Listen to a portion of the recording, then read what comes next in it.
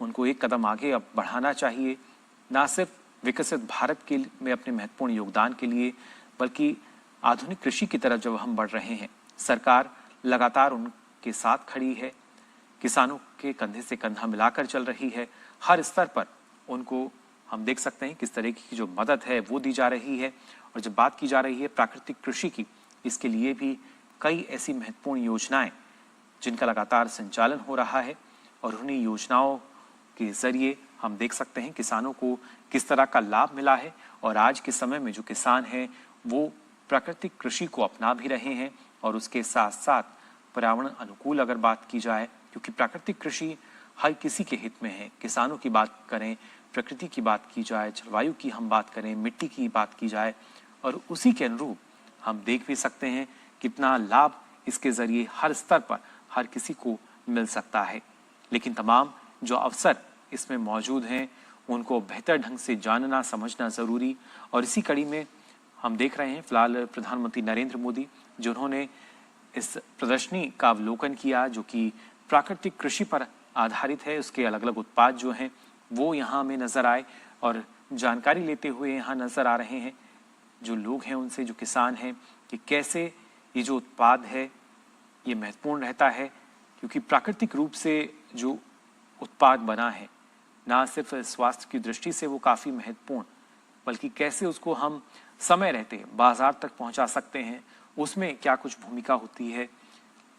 Connectivity पर सरकार का फोकस हमने देखा है, और इसी में एक महत्वपूर्ण कड़ी के रूप में किसानों को जब हम बात करते हैं तो प्रधानमंत्री अक्सर इस बात को जो जिक्र है संबोधन में वो करते हैं कि किसानों के लिए आज कनेक्टिविटी को हमने बेहतर किया है। पहले अपने उत्पादों को किसी दूसरी जगह पर लाने में, शहरों तक लाने में किसानों को काफ़ी समय लगता था, लेकिन अब एक कोने से दूसरे कोने तक भी, देश के किसी भी कोने में हम देख सकते हैं अलग अलग योजनाओं के जरिए, अलग अलग सुविधाओं के जरिए जो किसान हैं वो पहुंचते हैं अपने उत्पादों को लेकर। और फिलहाल दक्षिण भारत की अगर बात की जाए तो यहाँ पर हम देख सकते हैं कैसे प्राकृतिक कृषि को लगातार बढ़ावा दिया जा रहा है। दक्षिण भारत के राज्य तमिलनाडु, पुडुचेरी, केरल, तेलंगाना, कर्नाटका, आंध्र प्रदेश, और यहाँ के करीब आपको बता दें 50,000 से अधिक किसान जो हैं वो अब यहाँ और बेहतर ढंग से जान सकेंगे, समझ सकेंगे, प्राकृतिक कृषि के बारे में जानकारी ले सकेंगे, और साथ ही यहाँ जो एग्जीबिशन यानी प्रदर्शनी जो लगाई गई है इसको भी वो देख सकेंगे, समझ सकेंगे किस तरह के उत्पाद, अलग अलग उत्पाद जो कि तैयार किए जा सकते हैं, क्योंकि सरकार हर स्तर पर मदद कर रही है। फिर चाहे हम प्राकृतिक कृषि की बात करें या प्रसंस्करण की बात की जाए, सरकार हर स्तर पर किसानों को लाभ उपलब्ध करा रही है, और उसी के जरिए हम देख सकते हैं जो अलग अलग उत्पाद हैं वो बाजार तक पहुंच रहे हैं।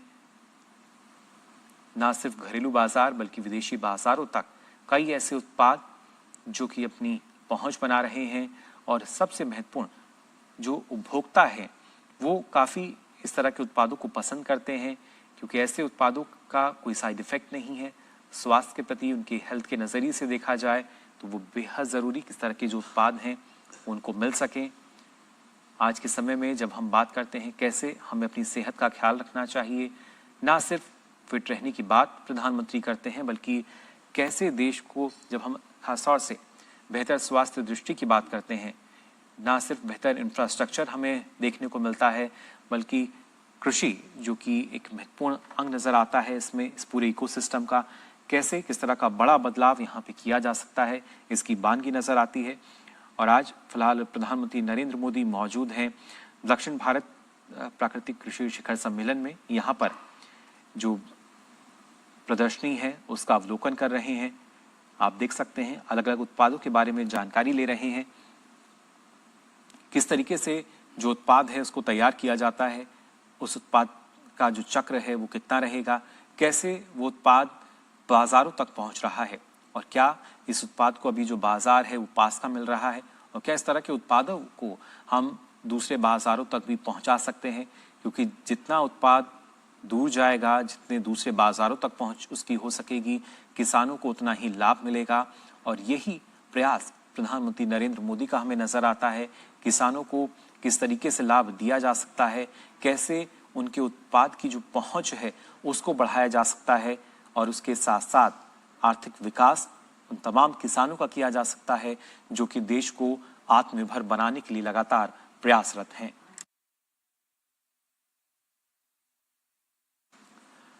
फिलहाल इन तस्वीरों में आप देख सकते हैं प्रधानमंत्री नरेंद्र मोदी जिन्होंने जानकारी भी ली, क्योंकि आज के समय में जो किसान हैं सिर्फ ग्रामीण क्षेत्रों तक सीमित नहीं हैं, बल्कि एक उद्यमी के रूप में अपने आप को विकसित कर चुके हैं और एक बड़ा बाजार आज किसानों के सामने हमें नजर आता है। और ऐसी स्थिति में आवश्यक यही कि क्या कुछ नया हमारे किसान कर सकते हैं, ना सिर्फ स्वदेशी को बढ़ावा देते हुए जो स्वदेशी तकनीक की हम बात करते हैं या पर्यावरण अनुकूल पैकेजिंग की बात की जाए, ये तमाम ऐसे मानक जिनका ख्याल रखा जाता है प्राकृतिक कृषि के दौरान। और फिलहाल यहाँ पर जो प्रदर्शनी का आयोजन किया गया है इसका अवलोकन करते हुए नजर आ रहे हैं, किसानों के साथ संवाद करते हुए नजर आ रहे हैं, प्राकृतिक रूप से जिन पौधों को उपजाया गया है उनके बारे में जानकारी लेते हुए नजर आ रहे हैं प्रधानमंत्री नरेंद्र मोदी यहाँ पर। और अक्सर किसानों के साथ संवाद करते हैं, जानने की कोशिश करते हैं क्या कुछ नया हमारे किसान कर रहे हैं, किस तरीके से उनके उत्पाद जो हैं वो दूसरी जगहों तक पहुंच रहे हैं। फिर चाहे बागवानी की हम बात करें या औषधीय पौधों की बात की जाए, ये तमाम ऐसे क्षेत्र जिस पर लगातार प्रधानमंत्री का फोकस भी रहता है। परंपरागत खासतौर से जो फसलें हैं उन फसलों के अलावा और वही सारी जानकारी फिलहाल लेते हुए यहाँ नजर आ रहे हैं प्रधानमंत्री नरेंद्र मोदी।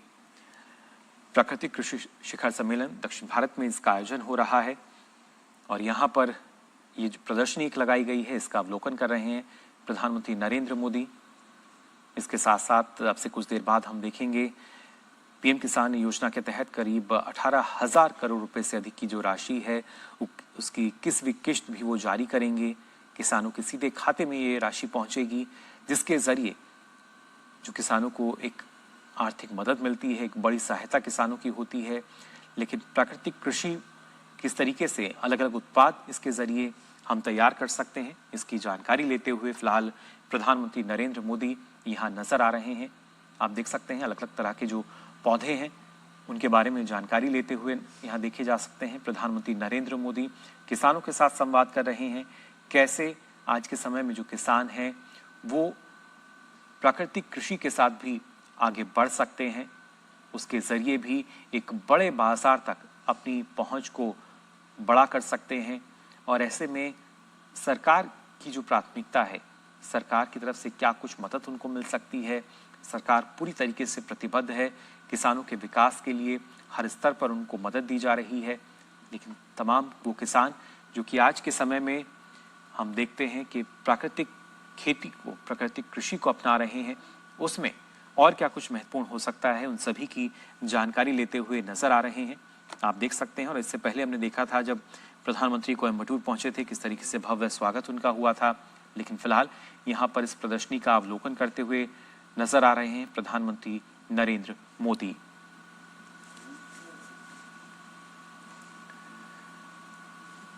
अलग अलग तरह के जो पौधे हैं जिन्हें प्राकृतिक कृषि के जरिए उगाया गया है उसके बारे में जानकारी ले रहे हैं इस प्रदर्शनी में प्रधानमंत्री नरेंद्र मोदी। और खासतौर से बागवानी फसलों की बात की जाए, औषधीय फसलों की हम बात करें, कई इस तरह के पौधे जिनका हम देख सकते हैं काफ़ी महत्व, फिर चाहे स्वास्थ्य की दृष्टि से देखा जाए या एक बड़े बाजार के रूप में हम देखते हैं, तमाम लाभ हर एक किसान को यहाँ मिल रहा है।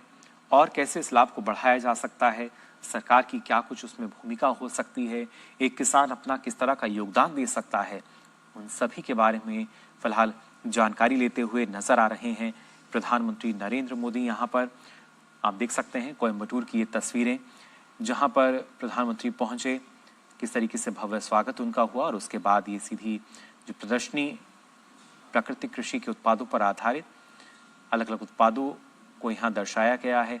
कैसे प्राकृतिक खेती, प्राकृतिक कृषि को बढ़ावा दिया जा रहा है उसकी जानकारी लेते हुए नजर आ रहे हैं प्रधानमंत्री नरेंद्र मोदी।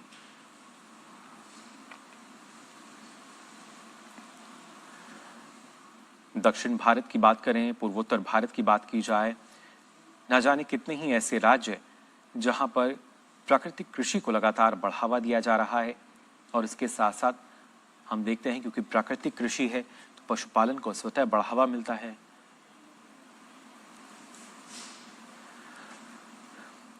और खासतौर से हमारे संवाददाता अनुज यादव हमारे साथ फोन लाइन पर जुड़े हुए हैं। अनुज, इन तस्वीरों में भी हम देख पा रहे हैं प्रधानमंत्री नरेंद्र मोदी जो कि प्रदर्शनी का अवलोकन कर रहे हैं। अलग अलग उत्पाद उन्होंने देखे, साथ ही किसानों के साथ संवाद भी करते हुए नजर आ रहे हैं इन तस्वीरों में।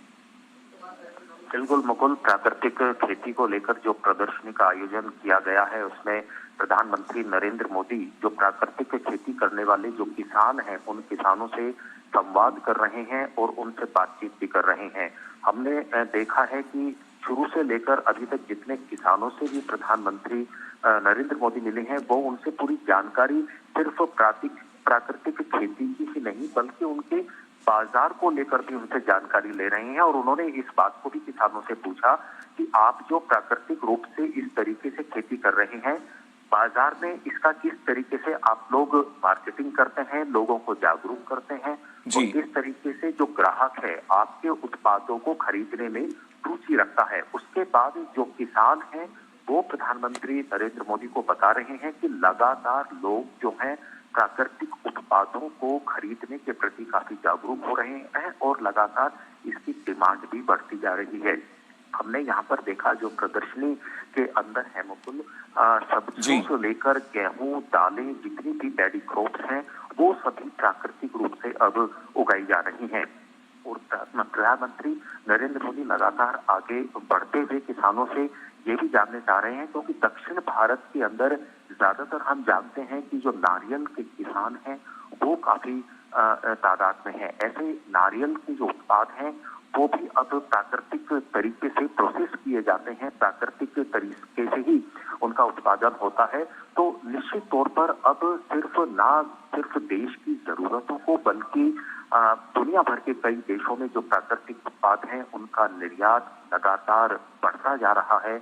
और ऐसे में भविष्य के लिए जो प्राकृतिक खेती के जो अवसर हैं, जो रास्ते हैं, उनको कैसे बढ़ाया जाएगा, प्रधानमंत्री नरेंद्र मोदी लगातार किसानों से भी पूछ रहे हैं। और ना सिर्फ किस तरीके से प्राकृतिक खेती को किसान कर रहे हैं बल्कि इसमें क्या कुछ और किया जा सकता है, क्या संभावनाएं हैं, प्रधानमंत्री इस बारे में भी किसानों से पूछ रहे हैं। और दूसरी सबसे बड़ी बात है कि जो मिट्टी की जो पोषक तत्व हैं वो किस तरीके से उनको बनाए रखते हैं बिना फर्टिलाइजर के, किस तरीके से मिट्टी की गुणवत्ता को बनाए रखते हैं, ये सभी जो विचार हैं इन पर जो है बातचीत किसानों से प्रधानमंत्री मोदी कर रहे हैं।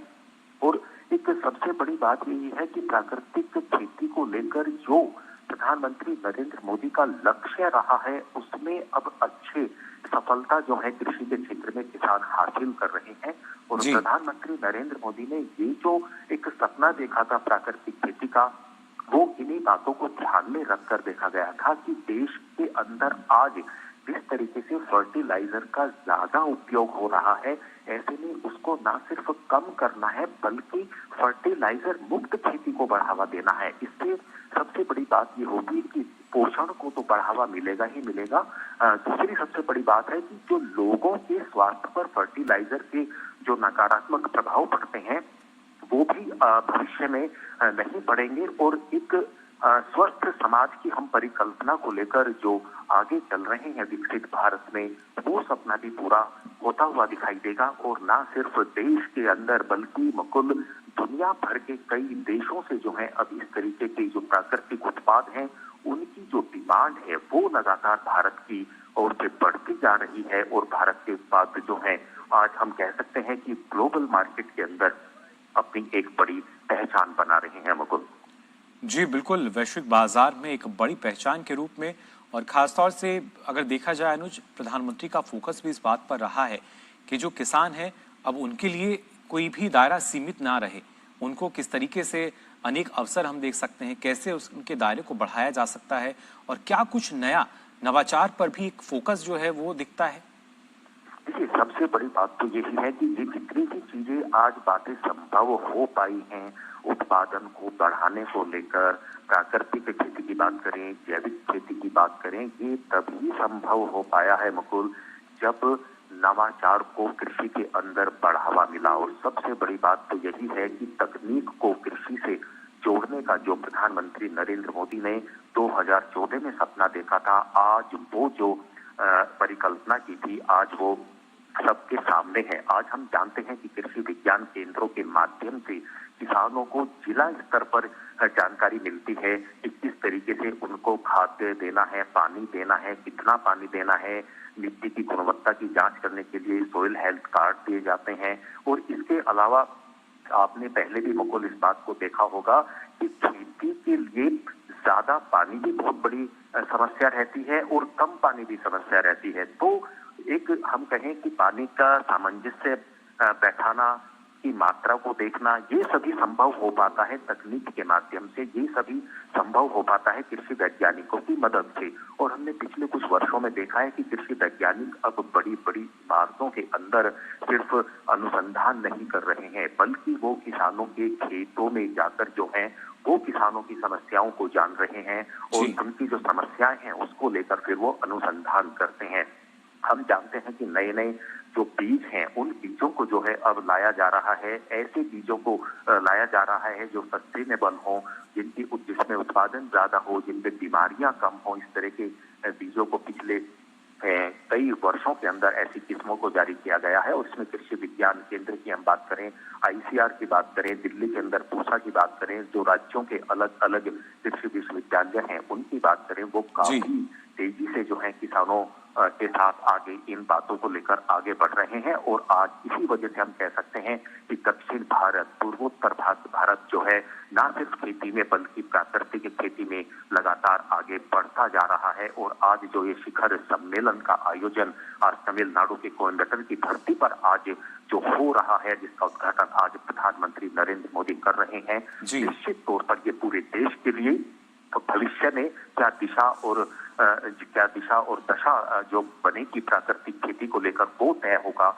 अब से कुछ देर बाद ही प्रधानमंत्री इस प्रदर्शनी के बाद जो है वो एक बड़ी जनसभा को भी यहाँ पर संबोधित करेंगे, जिसमें कृषि वैज्ञानिक भी हैं, जिसमें किसान भी हैं। तो कुल मिलाकर हम कह सकते हैं कि प्रधानमंत्री नरेंद्र मोदी ने जो एक परिकल्पना कृषि और किसानों को लेकर की थी, वो अब फलीभूत होती हुई धरती पर दिखाई दे रही है मुकुल।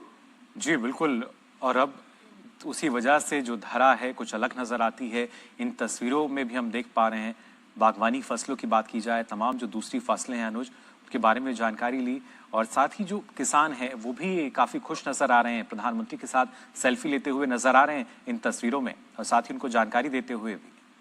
देखिए मुकुल, सबसे बड़ी बात यह है कि किसानी की, कृषि की और किसानों की बातें तो कई दशकों तक पहले होती रही आजादी के बाद से लेकर, लेकिन किसानों से सीधा संवाद, किसानों से सीधी बात, किसानों से सीधी उनकी समस्याओं को जानना, उनका हल करना, ये जो केंद्र सरकार की नीति और नीयत रही है, ये निश्चित तौर पर किसानों के लिए वरदान साबित हुई है। और जब कोई भी किसान प्रधानमंत्री नरेंद्र मोदी से बात करता है तो उन्हें इस बात का एहसास होता है कि किसानों के लिए और कृषि के लिए जो प्रधानमंत्री नरेंद्र मोदी जो योजनाएं दिल्ली में बनाते हैं, दिल्ली से जो चलती हैं, आज वो देश के अलग अलग राज्यों, गांवों तक वो पहुंचती है। यही सबसे बड़ी बात है कि कोई भी किसान हो, किसी राज्य का किसान हो, वो प्रधानमंत्री नरेंद्र मोदी के साथ अपने आप को कनेक्ट करता है, देश की सत्ता के साथ, देश की सरकारों के साथ वो कनेक्ट करता है। और इसी बात को लेकर एक प्रसन्नता जो है देश के किसानों के अंदर अलग अलग राज्यों में देखने को मिलती है कि आज उनके राज्य के अंदर, उनके शहर के अंदर, उनके गांव के अंदर प्रधानमंत्री नरेंद्र मोदी आएंगे तो उनसे सीधा संवाद करेंगे। और ये कार्यक्रम लगातार हम जानते हैं कि हर राज्य के अंदर चलता है। प्रधानमंत्री नरेंद्र मोदी का कोई भी कार्यक्रम हो, लेकिन वो जनता से, किसानों से, युवाओं से संवाद करना नहीं भूलते, उसको लगातार बनाए रखते हैं। तो निश्चित तौर पर हर राज्य के अंदर जब भी प्रधानमंत्री नरेंद्र मोदी का दौरा होता है तो ये इंतजार सभी को रहता है। और आज निश्चित तौर पर तमिलनाडु की जनता का, किसानों का जो आज एक इंतजार था वो खत्म हुआ। न सिर्फ संवाद का बल्कि कृषि के क्षेत्र में, प्राकृतिक कृषि के क्षेत्र में आगे और कितनी तेजी से कैसे बढ़ा जाए, निश्चित तौर पर आज हम कह सकते हैं कि उस संवाद की शुरुआत दक्षिण भारत की धरती से हुई है, दक्षिण भारत के किसानों के जी बिल्कुल, ना सिर्फ दक्षिण भारत बल्कि अब से कुछ देर में जब प्रधानमंत्री संबोधित करेंगे वो भी हमारे दर्शकों को हम दिखाएंगे।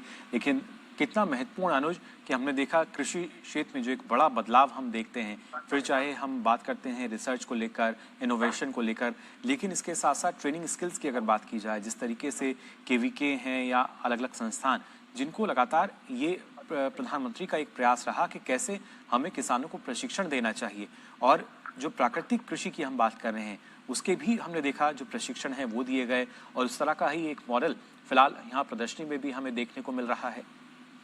देखिए, सबसे बड़ी बात तो मुकुल है कि कृषि के लिए केंद्र सरकार की नीति और नीयत कैसी है, इस बात पर निर्भर करता है कि देश की कृषि का जो भविष्य है।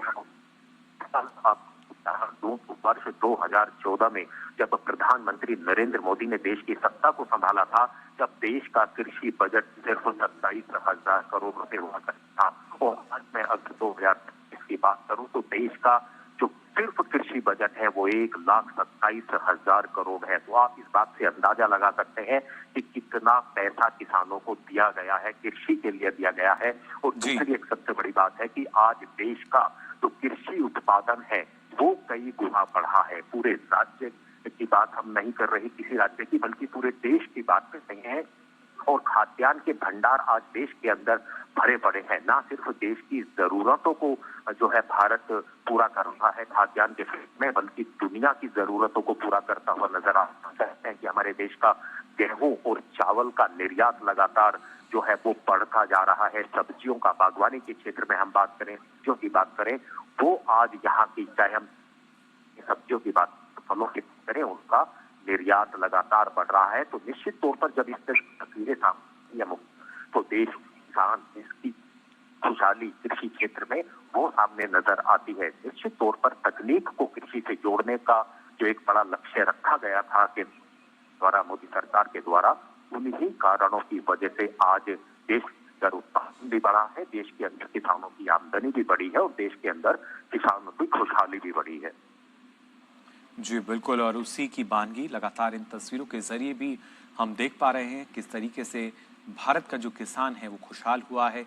साथ ही कुछ नया करने की जो एक जिद है, जब नवाचार की हम बात कर रहे हैं या खासतौर से प्राकृतिक कृषि किस तरह का इसका जो लाभ है वो हो सकता है, वो लगातार इस प्रदर्शनी में हमें देखने को मिल रहा है, जिसका अवलोकन करते नजर आ रहे हैं प्रधानमंत्री नरेंद्र मोदी।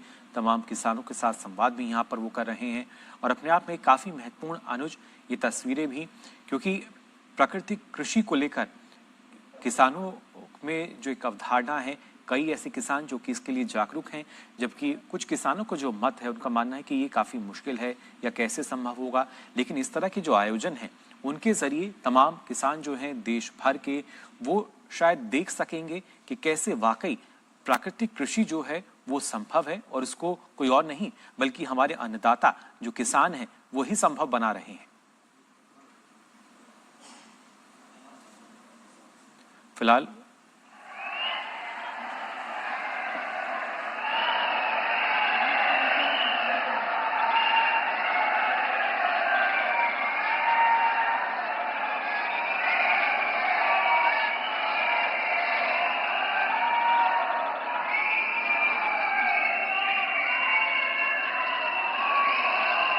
தமிழ்நாடு இயற்கை உழவர் மற்றும் ஆர்வலர் கூட்டுக்குழு வழங்கும் தென்னிந்திய இயற்கை வேளாண்மை மாநாடு 2025 பங்கேற்க வருகை தந்திருக்கும் நம்முடைய பாரத பிரதமர் திரு நரேந்திர மோடி அவர்களை வருக வருக என வரவேற்கிறோம்.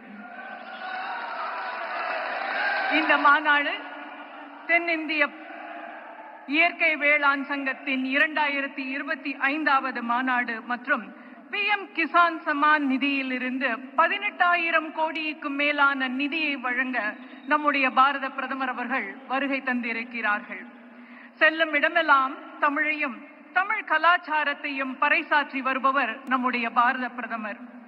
அவர்கள் சொன்ன திருக்குறள் இன்றும் நம் காதில் ரீங்காரம் விட்டு கொண்டிருக்கின்றது.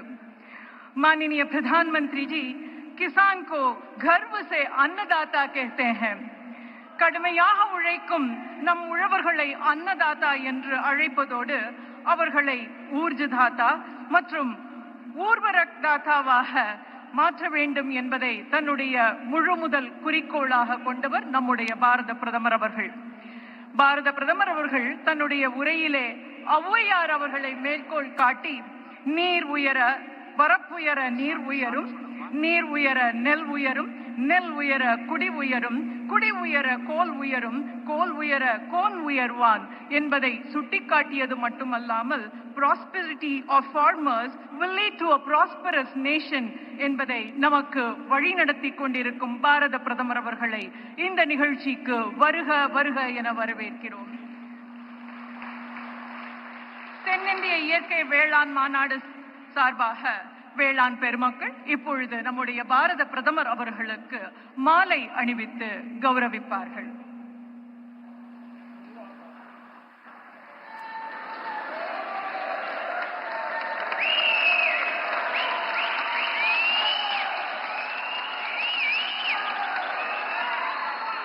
தென்னிந்திய இயற்கை வேளாண் விளைபொருட்கள் சம்மேளனின் கூட்டு அமைப்பின் சார்பாக நம்முடைய பாரத பிரதமர் அவர்களுக்கு ஒரு மாட்டு வண்டியினை நினைவு பரிசாக வழங்கி இருக்கிறார்கள். On behalf of the Natural Organic Farmers Summit, the farmers are now presenting a bullock cart to our Honorable Prime Minister.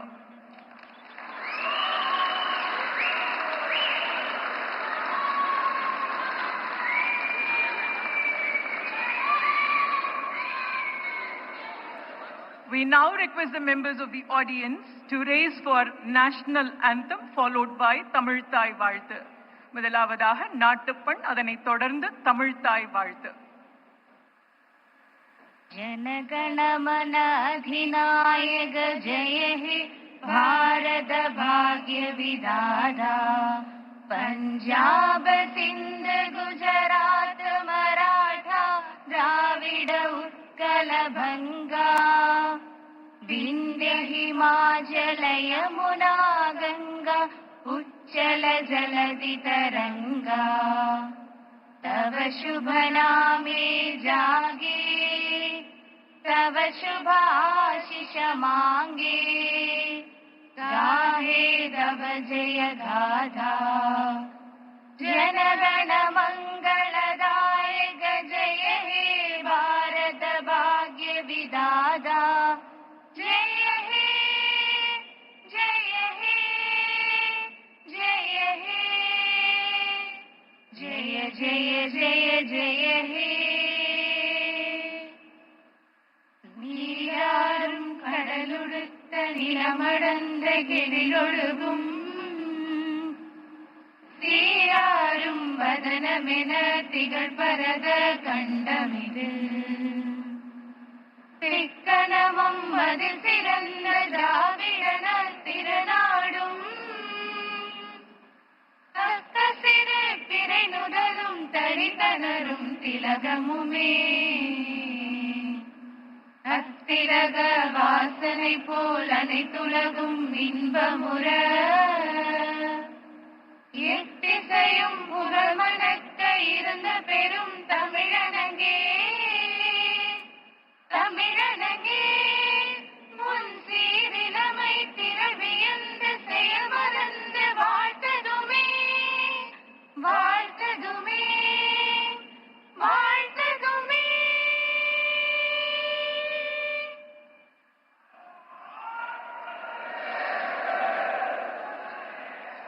Five eminent personalities from the Natural Organic Farming Association will now honor our Prime Minister with their farm produce.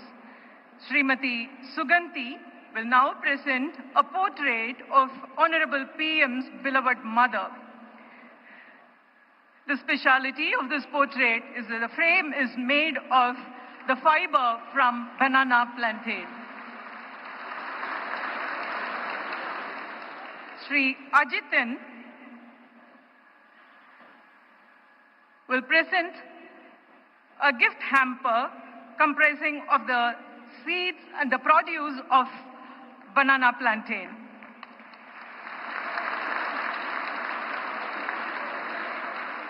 Sri K. Subramaniam will present a shawl which is made with the theme of this conference.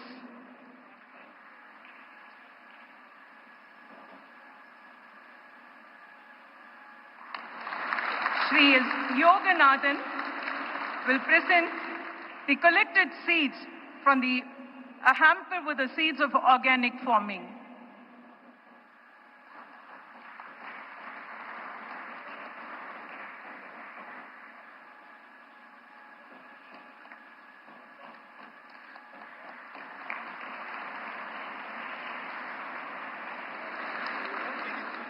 Sollor Ulavan Shri K. Sellamuthu will now present a book titled Air Ezhubadu, written by Kavi Chakravarti Kamban in the 10th century. Air Ezhubadu, which means 70 thoughts of flow. He presents us on behalf of the Kongu Mandala Vivasayigal.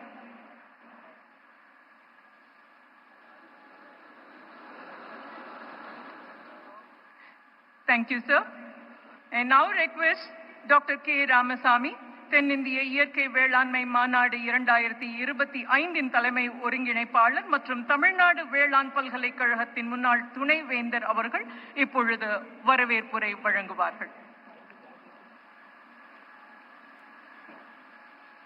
சான்றோர் நிறைந்த அவையை வணங்கி கொங்கு தமிழுக்கு சொந்தமான இந்த மண்ணில் சுவையான சிறுபாணி நீருக்கு சொந்தமான இந்த மண்ணில் வந்தாரை வரவேற்று வாழ வைக்கக்கூடிய இந்த கோவை தரணியில் நாங்கள் சென்று கோவைக்கு வந்து இந்த மாநாட்டை துவக்கி வைக்க வேண்டும் என்று கேட்டுக்கொண்ட பொழுது வாருங்கள் என்று தமிழிலே அழைத்து எங்கள் ஐவரையும்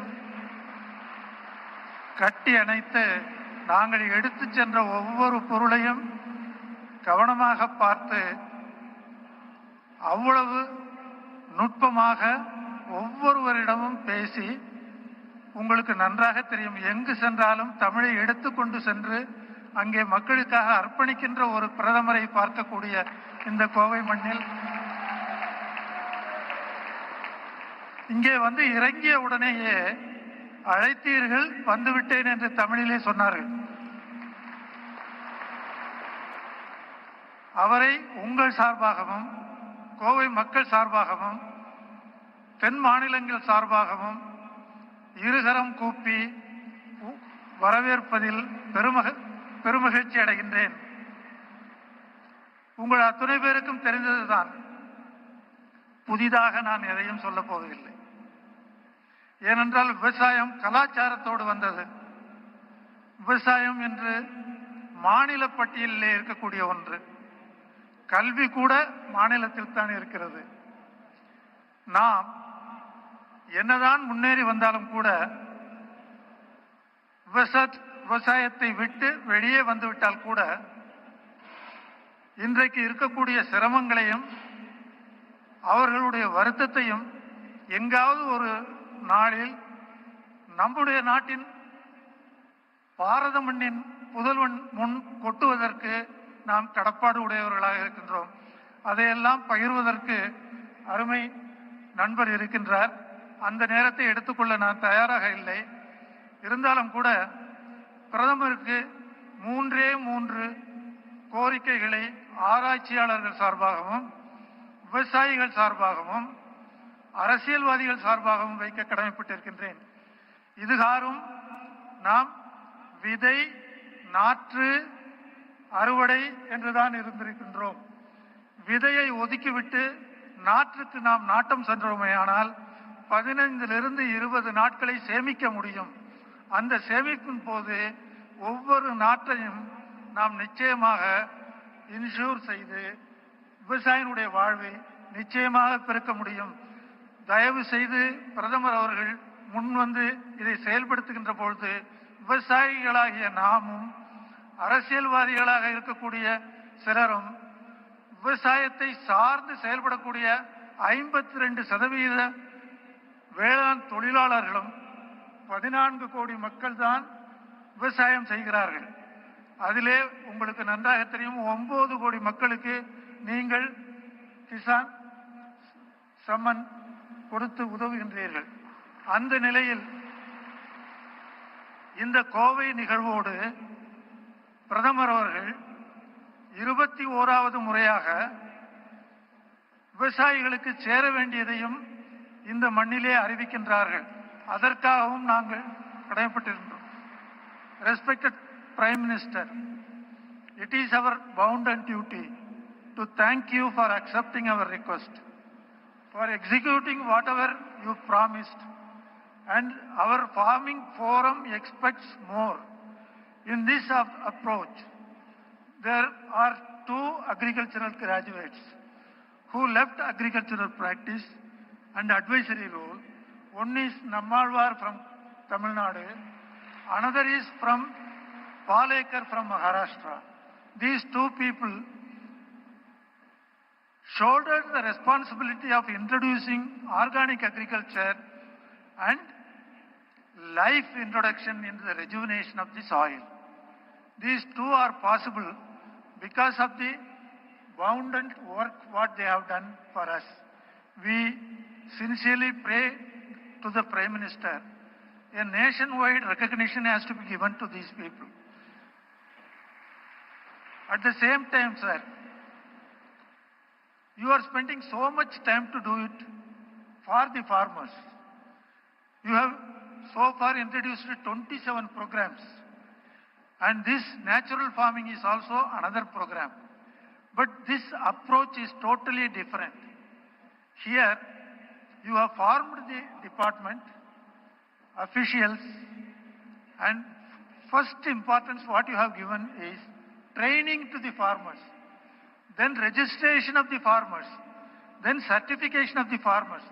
This is the first time this country is doing this one so that the farmers can always get the benefit.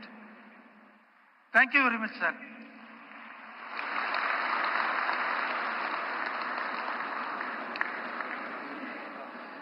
நன்றி டாக்டர் கே ராமசாமி அவர்களே. விவசாயிகளினுடைய பயிற்சி எப்படி இந்த பிரதம மந்திரியின் திட்டத்தினாலே நடைபெறுகிறது என்பதை வலியுறுத்தி கூறியதற்கு நன்றி தெரிவித்துக் கொள்கிறோம். அடுத்ததாக திரு PR பாண்டியன் அவர்கள், தலைவர், தமிழக அனைத்து உழவர் சங்கங்களின் ஒருங்கிணைப்பு குழு, இப்பொழுது தன்னுடைய நோக்க உரையை ஆற்றுவார்கள். தென்னிந்திய இயற்கை வேளாண்மை மாநாடு, அந்த மாநாட்டை ஒட்டி ஒரு மிகப்பெரிய அளவில் வரலாற்று முக்கியத்துவம் வாய்ந்த இயற்கை வேளாண்மை வெளிப்படுத்துகிற அரங்குகள் அமைக்கப்பட்டது.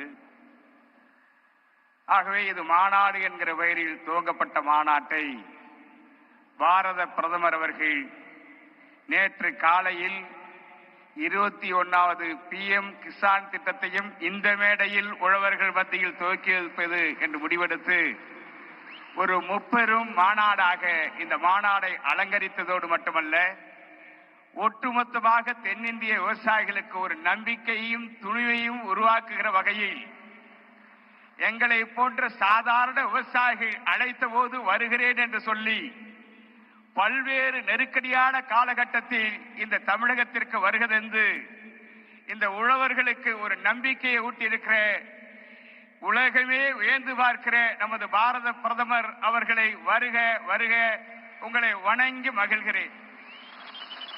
இந்த நிகழ்ச்சியில் பங்கேற்றிருக்கிற மேதகு ஆளுநர் அவர்கள் தொடர்ந்து விவசாயிகளோடு ஒரு நட்பை பாராட்டி இந்த நிகழ்விலும் அவர் பங்கேற்று சிறப்பித்திருப்பதை நாங்கள் நன்றியோடு நினைவு கூர்ந்து வணங்கி மகிழ்கிறேன்.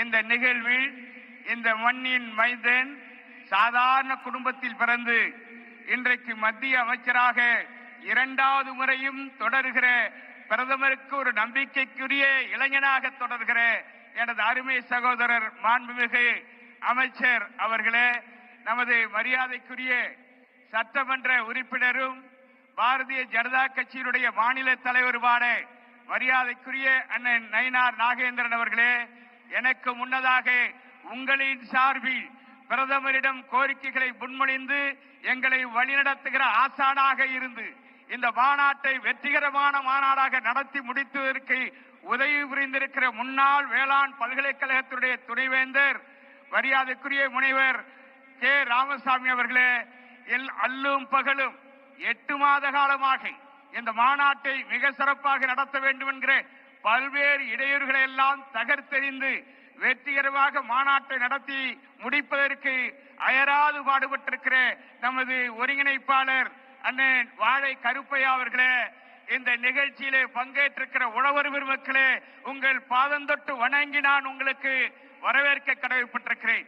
இந்த மாநாடு நம்மாழ்வார் அவர்களுடைய கொள்கையை, அவருடைய கனவை நினைவாக்குகிற விதமாக நமது பாரத பிரதமர் அவர்கள் இங்கே வந்திருக்கிறார்கள். அவர் மீது மிகுந்த நம்பிக்கை தமிழக விவசாயிகளுக்கு இருக்கிறது. காரணம், தமிழ்நாட்டில் காவிரி பிரச்சனை 50 ஆண்டு காலம் தொடர்ந்தது. இடையிலே நடுவர் மன்றம் அமைக்கப்பட்டது. இறுதி தீர்ப்பு உச்ச நீதிமன்றம் நடுவர் மன்றத்தை தீர்ப்பை உறுதி செய்தது. அதனை அரசிதழில் வெளியிட்டு காவிரி மேலாண்மை ஆணையம் அமைக்கப்பட்டு இன்றைக்கு தமிழகத்துடைய உரிமை சட்டப்பூர்வமாக மீட்கப்பட்டிருக்கிறது என்றால் அது பிரதமர் மோடிஜி அவர்களை சாரும் என்பதை இந்த நேரத்தில் நான் நன்றியோடு நினைவுபடுத்த விரும்புகிறேன். அது மட்டுமல்ல, ஜல்லிக்கட்டு என்பது தமிழ்நாட்டின் கலாச்சார பண்பாடுகளில் ஒன்று. அது ஒரு வீர விளையாட்டு. இளைஞர்கள் மட்டுமல்ல, கால்நடையும் விழிப்புணர்வை உருவாக்குகிற அந்த ஜல்லிக்கட்டு போட்டியை உச்ச நீதிமன்றம் நிரந்தர தடை விதித்தது.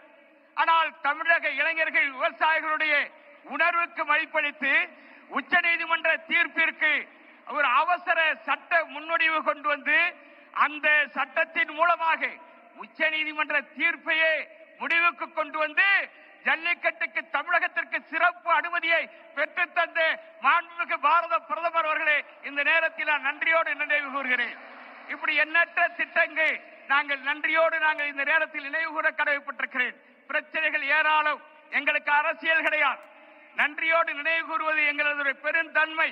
அது மட்டுமல்ல, காவிரி டெல்டா பாதுகாக்கப்பட்ட வேளாண் மண்டலம், அதை அறிவிக்க வேண்டும் என்று நாங்கள் தென்னிந்திய பசுமா தீர்ப்பாயத்தில் 2015 வழக்கு தொடர்ந்து 2016 பிரதமர் அவர்கள் நீதிமன்றத்திலேயே கொள்கை முடிவெடுத்து காவிரி டெல்டாவில் பேரழிவு திட்டங்களை அனுமதிக்காது எனது மத்திய அரசு விரைவில் காவிரி டெல்டா பாதுகாக்கப்பட மண்டலமாக அறிவிக்கப்படும் என்று அறிவித்தார். அது மட்டுமல்ல, 2019 டெல்லி மாநகரம் சென்று காவிரி டெல்டாவை மீட்டெடுக்க வேண்டும், பாதுகாக்கப்பட்ட மண்டலமாக அறிவிக்க வேண்டும் என்று நாங்கள் போராடிய போது எங்கள் தமிழகத்தின் மூத்த பாராளுமன்ற உறுப்பினரை அழைத்து உங்கள் தமிழக விவசாயிகளை நம்பிக்கையோடு போக சொல்லுங்க, காவிரி டெல்டா பாதுகாக்கப்பட்ட வேளாண் மண்டலமாக அறிவிக்கப்படும் என்கிற நம்பிக்கையோடு செல்லுங்கள் என்று சொல்லி 2020 தமிழ்நாடு அரசு அறிவிப்பதற்கு ஒப்புதலை தந்த மாபெரும் தலைவராக இன்றைக்கு பிரதமர் வந்திருக்கிறார். இன்றைக்கு மிகுந்த நம்பிக்கையோடு காத்திருக்கிறோம். நம்மாழ்வார் அவர்கள் இயற்கை விவசாயத்தையும் இன்றைக்கு மண்ணையும் பாதுகாப்பதற்கு பாரம்பரிய வேளாண் முறைகளையும் அறிமுகப்படுத்தி செயல்பட்டவர். அவர் மறைந்து விட்டார். ஆனால் அவருடைய கொள்கைகள் இன்றைக்கு உலகம் முழுமையிலும் எடுத்துச் செல்ல வேண்டிய தேவை இருக்கிறது. தேச தழுவிய அளவில் அதற்கான ஒரு கொள்கை திட்டம் வகுக்க வேண்டியிருக்கிறது. அவருடைய நம்மாழ்வாருடைய கொள்கை மண் மலட்டுத்தன்மையாகிவிட்டது. மண்ணில் உற்பத்தி செய்யக்கூடிய உணவுப் பொருட்கள் நஞ்சாகிவிட்டது. உணவை உண்டாலே பல்வேறு நோய் தாக்குதலுக்கு ஆளாகக்கூடிய கடும் நெருக்கடி ஏற்பட்டிருக்கிறது. இந்த நெருக்கடியிலிருந்து தீர்வு காண வேண்டும் என்பதற்காக நம்மாழ்வார் வகுத்துக் கொடுத்த கொள்கையை நமது பாரத பிரதமர் அவர்களிடம் நம்பிக்கையோடு சமர்ப்பிக்க இருக்கிறோம். அந்த கொள்கைகளை பாரத பிரதமர் அவர்கள் மத்திய அரசு கொள்கை வடிவம் எடுத்து இந்த மண்ணையும் மக்களையும் விவசாயிகளையும் பாதுகாப்பதற்கு நீங்கள் முன்வர வேண்டும் என்று நாங்கள் வலியுறுத்த கடமைப்பட்டிருக்கிறோம்.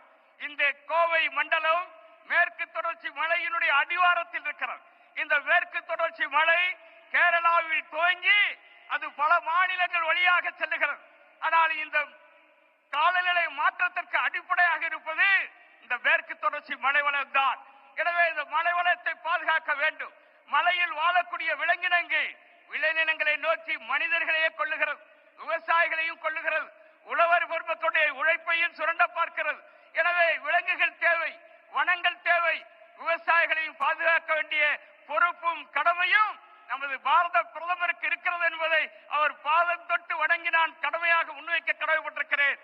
மேற்கு தொடர்ச்சி மலைவளத்தை பாதுகாத்து விவசாயிகளையும் உழவர்களையும் பாதுகாத்து அந்த விலங்கினங்கள் மனிதர்களை அழிப்பதிலிருந்து பாதுகாப்பதற்கு ஒருங்கிணைந்த சட்டம் கொண்டு வர வேண்டும்.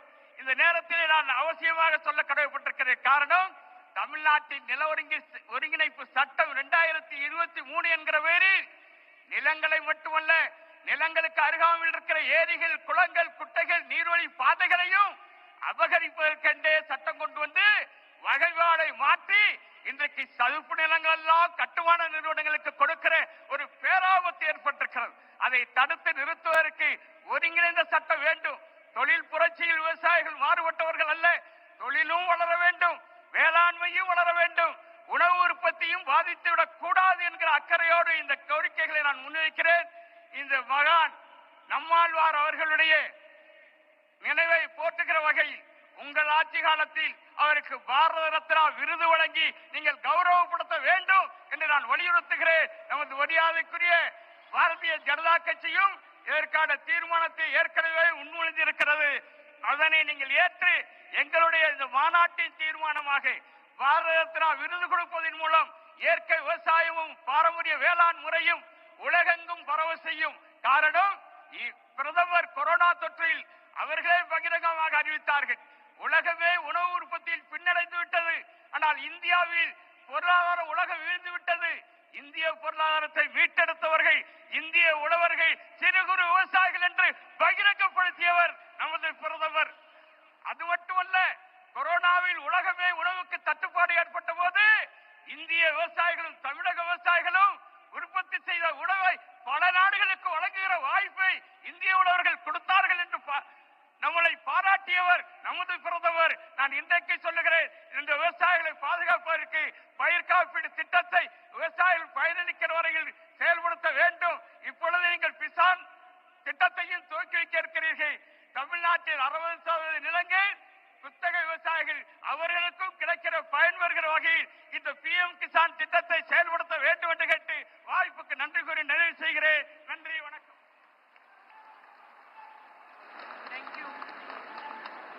P.R. Pandiyan அவர்களே.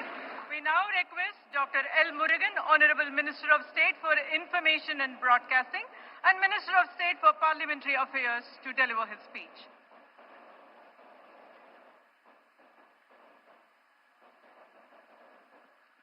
தென்னிந்திய இயற்கை விவசாயிகளுடைய மாநாட்டிற்கு, அதேபோல விவசாய சன்மான நிதியாக 21வது தவணையை வழங்க வருகை தந்திருக்கின்ற மாண்புமிகு பாரத பிரதமர் மரியாதைக்குரிய திரு நரேந்திர மோடிஜி அவர்களே, மரியாதைக்குரிய தமிழகத்தினுடைய ஆளுநர் ஐயா RN ரவி அவர்களே, சட்டமன்ற உறுப்பினர் அண்ணன் நயினார் அவர்களே, விவசாய சங்கத்தினுடைய தலைவர்கள் ஐயா ராமசாமி அவர்களே, வாழை கருப்பசாமி அவர், அண்ணன் பாண்டியன் அவர்களே, அண்ணன் பார்த்தசாரதி உள்ளிட்ட விவசாய சங்கத்தினுடைய நிர்வாகிகள், உங்கள் அனைவருக்கும் என்னுடைய அன்பு கலந்த வணக்கத்தை தெரிவித்துக் கொண்டு, மாண்புமிகு பிரதமர் திரு நரேந்திர மோடிஜி அவர்கள் பீகார்ல மிகப்பெரிய ஒரு வெற்றியை பெற்றுவிட்டு, ஒரு வரலாற்று சிறப்பு மிக்க வெற்றியை பெற்றுவிட்டு இன்றைக்கு நம்ம இடத்துல வந்திருக்கிறார்கள். அவருக்கு தமிழகத்தின் சார்பில் நாம் எல்லாம் மிகப்பெரிய ஒரு வரவேற்பை கொடுப்போம். சகோதரர்களே, நம்முடைய மாண்புமிகு பிரதமர் திரு நரேந்திர மோடிஜி அவர்கள் விவசாயிகளுடைய நலனுக்காக ஒவ்வொரு விவசாயிக்கும் தமிழ்நாட்டில், இந்தியாவில் 11 கோடி விவசாயிகள், தமிழ்நாட்டில் 22 லட்சம் விவசாயிகள், நம்மளுடைய கோயம்புத்தூர்ல 46,000 விவசாயிகளுக்கு வருடத்திற்கு 6,000 ரூபாய் நேரடியாக கொடுத்து கொண்டிருக்கிறார் நம்மளுடைய மாண்புமிகு பிரதமர் திரு நரேந்திர மோடிஜி அவர்கள். விவசாயிகளுடைய நண்பனாக, விவசாயிகளுடைய தோழனாக, விவசாயிகளுடைய உற்ற நண்பனாக இருந்து கொண்டிருக்கிறார்கள். இந்த நிகழ்ச்சியில உங்கள் சார்பாகவும், தமிழகத்தின் சார்பாகவும், உங்கள் அனைவரின் சார்பாகவும் மாண்புமிகு பிரதமருக்கு நான் மிகப்பெரிய நன்றியையும் வணக்கையும் வாழ்த்துக்களையும் தெரிவித்துக் கொண்டு விடைபெறுகிறேன். நன்றி, வணக்கம். ஜெய்ஹிந்த், Jai Bharat.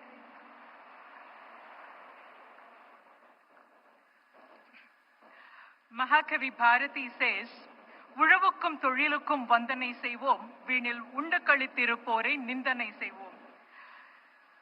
Dear Prime Minister, we would like to quote the Tirukkural you have referred in your speech, தாளாற்றி தந்த பொருளெல்லாம் தக்கார்க்கு வேளாண்மை செய்தற் பொருட்டு. True to this Kural, माननीय प्रधानमंत्री जी, किसान कल्याण के लिए हमारा PM के द्वारा किसान सम्मान निधि योजना 2019 में बनाया गया है. As a part of this PM Kisan Samman Nidhi, a landmark initiative ensuring direct income support to millions of farmers' families, and the money is credited annually directly to the farmer's account to a tune of rupees 6,000. இந்த திட்டத்தின் மூலமாக இதுவரை 20 தவணைகளாக நம்முடைய விவசாயிகளின் குடும்பங்களுக்கு 3,90,000 கோடி நிதி வழங்கப்பட்டிருக்கிறது. Launched in 2019, in the last 20 installments, PM Kisan has released more than 3,90,000 crore rupees. We now request our Honorable Prime Minister to release the 21st installment, through which more than 18,000 crore will be released to about 9,000 crore farmers. Our Honorable Prime Minister will now release the 21st installment on the click of a button.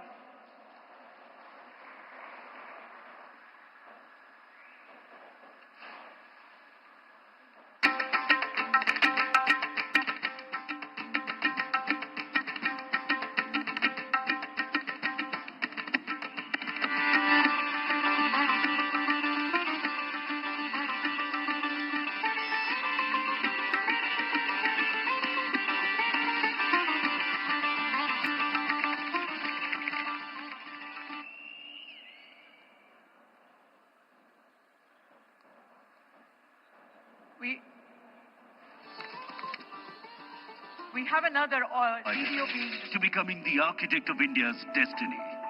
The farmers of India are stepping into a new era, powered by renewed strength, dignity and confidence. Across the country, from seed to soil, from fields to marketplace, farmers' empowerment is taking a new shape. Inspired by the visionary leadership of Prime Minister Shri Narendra Modi ji, who is relentlessly working to build a holistic, future-ready agricultural ecosystem, where every farmer is not just a food producer, but a true nation builder in New India. बीते 11 वर्षों में भारत का कृषि निर्यात करीब 2 गुना हो गया। अनाज उत्पादन 900 लाख मैट्रिक टन और बढ़ गया। फल और सब्जियों का उत्पादन 640 लाख मैट्रिक टन से ज्यादा बढ़ गया। 25 करोड़ से ज्यादा सॉइल हेल्थ कार्ड किसानों को मिले। पीएम फसल बीमा योजना से करीब 2 लाख करोड़ रुपए क्लेम के रूप में किसानों को मिले। Adding to this growth story, more than 55,000 farmers have been certified for natural farming across India, and more than 70,000 Krishi Sakhis are promoting natural farming practices. Farmers have been empowered through record KCC support worth 16 lakh crore rupees and robust fertilizer subsidies of rupees 14 lakh crore rupees.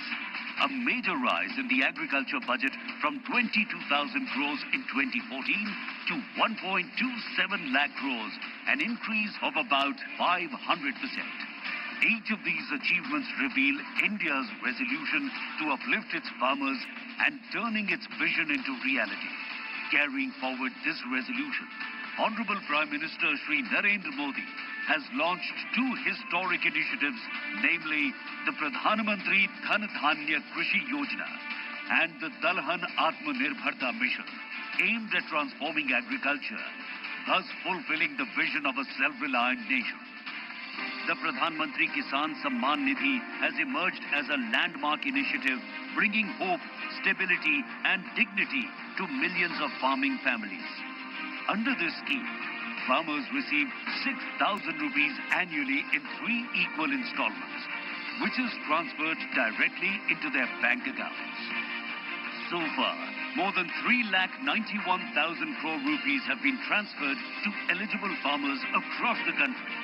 ಬೇರೆ ಸರ್ಕಾರ ಇದ್ದಾಗ ಯಾವುದೇ ರೈತರುಗಳಿಗೆ ಈ ತರ ಅನುಕೂಲ ಆಗಿರಲಿಲ್ಲ.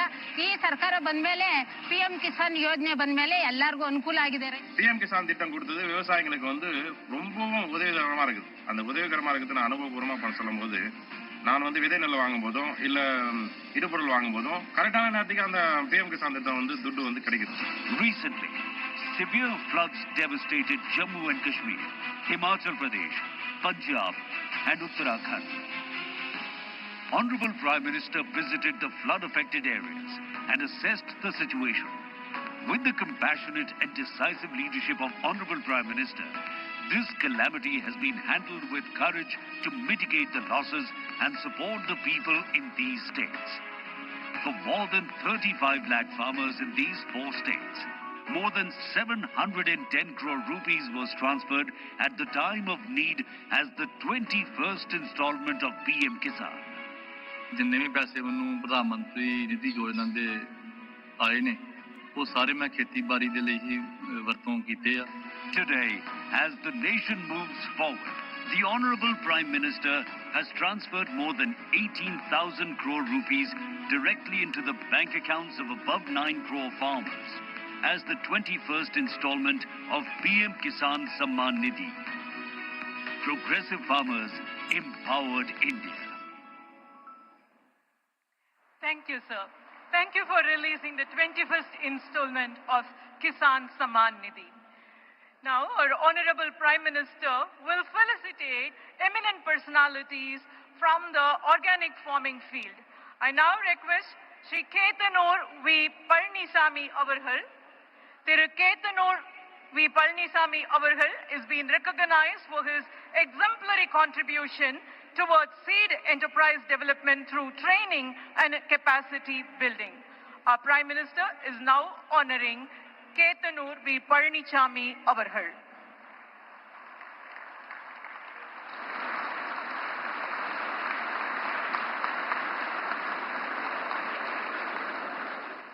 அடுத்ததாக naturopath திரு சித்தர் அவர்கள். திரு சித்தர் is being felicitated for his advocacy of organic culture through radio and television programs. Naturopath Siddhar is being felicitated for his TV and radio programs.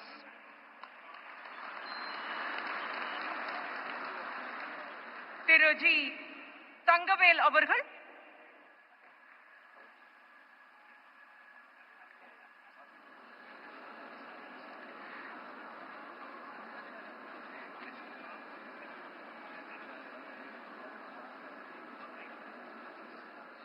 Thiru G. Tangavel avargal is recognized for training youth and young farmers in his own field.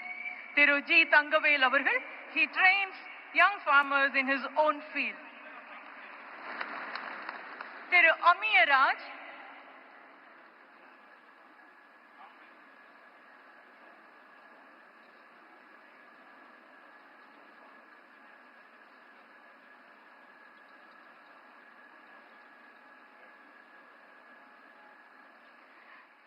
Thiru Amiyaraj is recognized for his contribution in banana diseases management.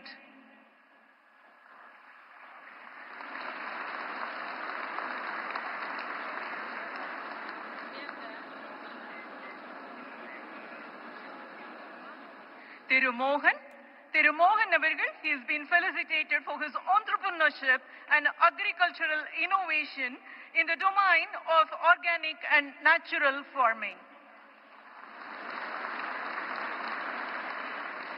Thiru Praveen Kumar avargal, Praveen Kumar is felicitated for the developmental contribution of agricultural technology and agri-based innovations.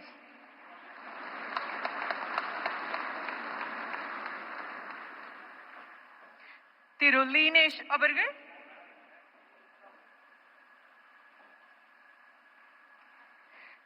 Thiru Linesh is recognized for his contribution on the sustainable rice cultivation. Linesh is recognized for his sustainable rice cultivation.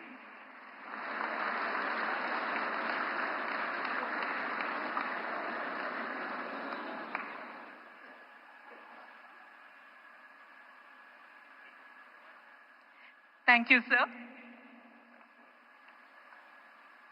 It's always nice to hear our Prime Minister quote Tirukkural or the poetries from the Tamil literature. For a change, may I introduce you by referring to a Tirukkural, sir?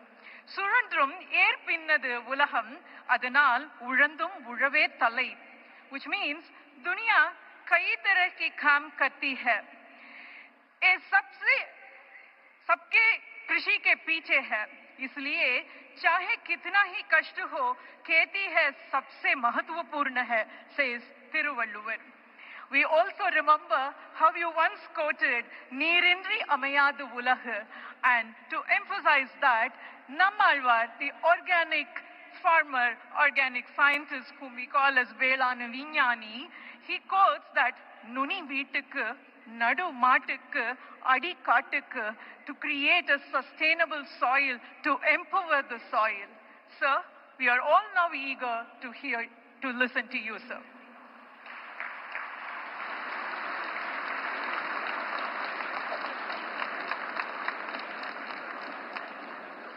வணக்கம்.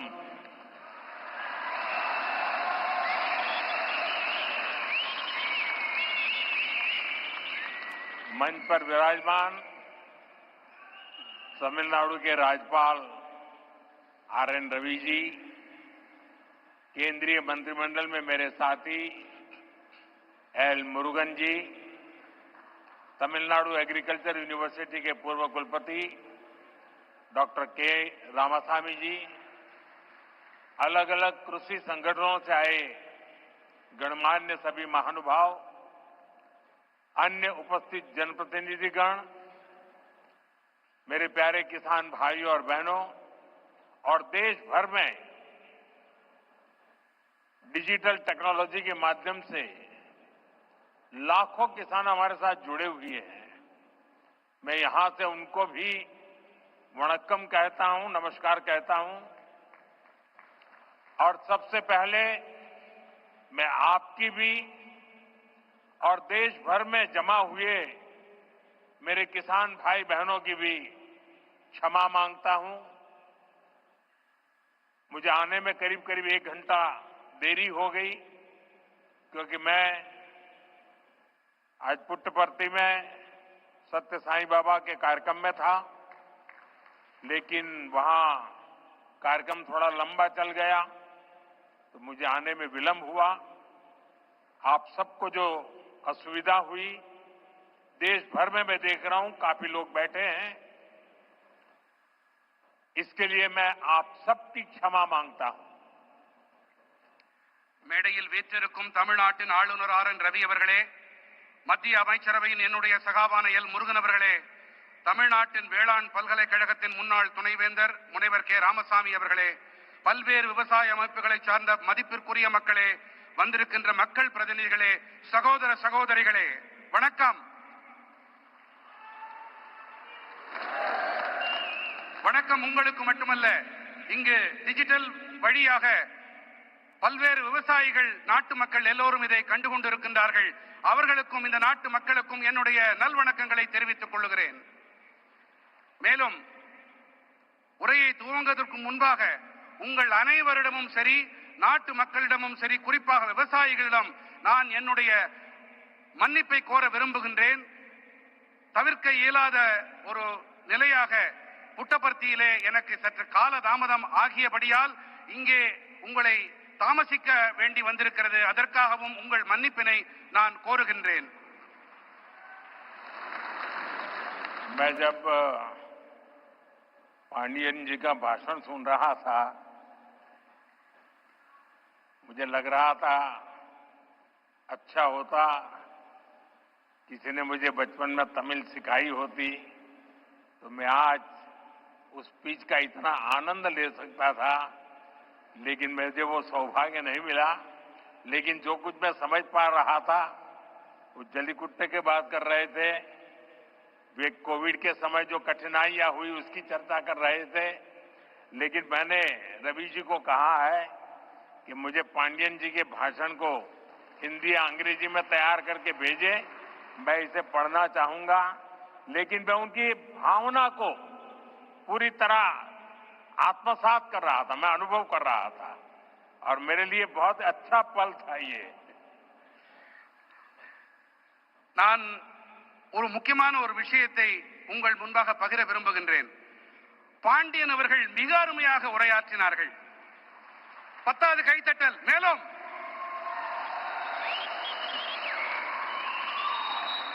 அவருடைய உரையை தமிழிலே இருந்ததால் என்னால் முழுமையாக புரிந்து கொள்ள முடியவில்லை.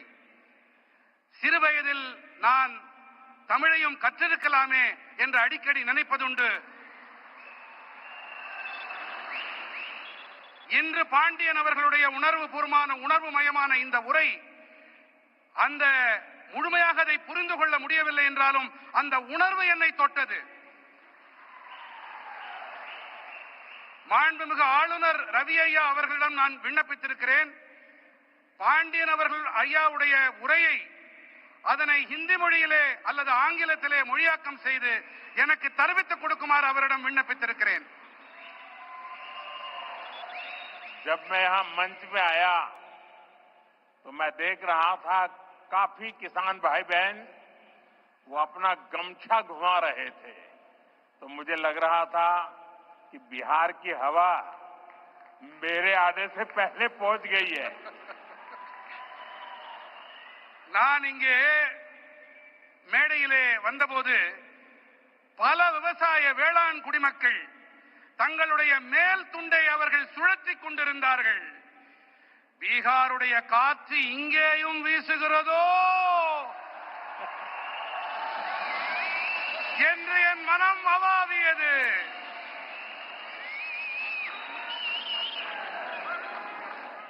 मेरे किसान भाई बहनों, कोयम्बटूर की इस पावन धरती पर सबसे पहले मैं मरुदमलई के भगवान मुरुगन को प्रणाम करता हूं. कोयम्बटूर कल्चर, कंपैशन और क्रिएटिविटी की भूमि है. ये शहर अपनी दक्षिण भारत की उद्यम शक्ति का पावर सेंटर है. கோயமுத்தூரின் இந்த புனிதமான மண்ணிலே மருதமலையில் குடிகொண்டிருக்கும் ஐயன் முருகனை நான் முதன்மையாக தலை வணங்குகின்றேன். கோயம்புத்தூர் என்பது கலாச்சாரம், கனிவு, கவின் படைப்பு திறன் ஆகியவற்றை தனக்கு சொந்தமாக்கிக் கொண்ட பூமி. இந்த நகரமானது தென் பாரதத்தின் தொழில் முனைவு ஆற்றலின் சக்தி பீடம். यहाँ का टेक्सटाइल सेक्टर देश की इकोनॉमी का बहुत बड़ा कंट्रीब्यूटर है और अब तो कोयम्बटूर एक और मायने में विशेष बन गया है. यहाँ के भूतपूर्व सांसद सीपी राधाकृष्णन जी अब उपराष्ट्रपति के तौर पर हम सबका मार्गदर्शन कर रहे हैं. இங்கே இருக்கும் ஜவுளித்துறை தேசத்தின் பொருளாதாரத்திற்கு பெரும் பங்களிப்பு அளிக்கக்கூடியது. மேலும் இப்போது கோயம்புத்தூர் மேலும் ஒரு காரணத்தால் சிறப்பு பெறுகிறது. இங்கே நாடாளுமன்ற உறுப்பினராக இருந்த சிபி ராதாகிருஷ்ணன் அவர்கள் இப்போது துணை குடியரசுத் தலைவராக நம் அனைவருக்கும் வழிகாட்டிக் கொண்டிருக்கின்றார். साथियों, नेचुरल फार्मिंग एक ऐसा विषय है जो मेरे दिल के बहुत करीब है. मैं तमिलनाडु के सभी किसान साथियों को south India natural farming summit के इस अभूतपूर्व आयोजन के लिए शुभकामनाएं देता हूं. और अभी मैं प्रदर्शनी देखने गया था. मुझे बहुत किसानों से बातचीत करने का सौभाग्य मिला और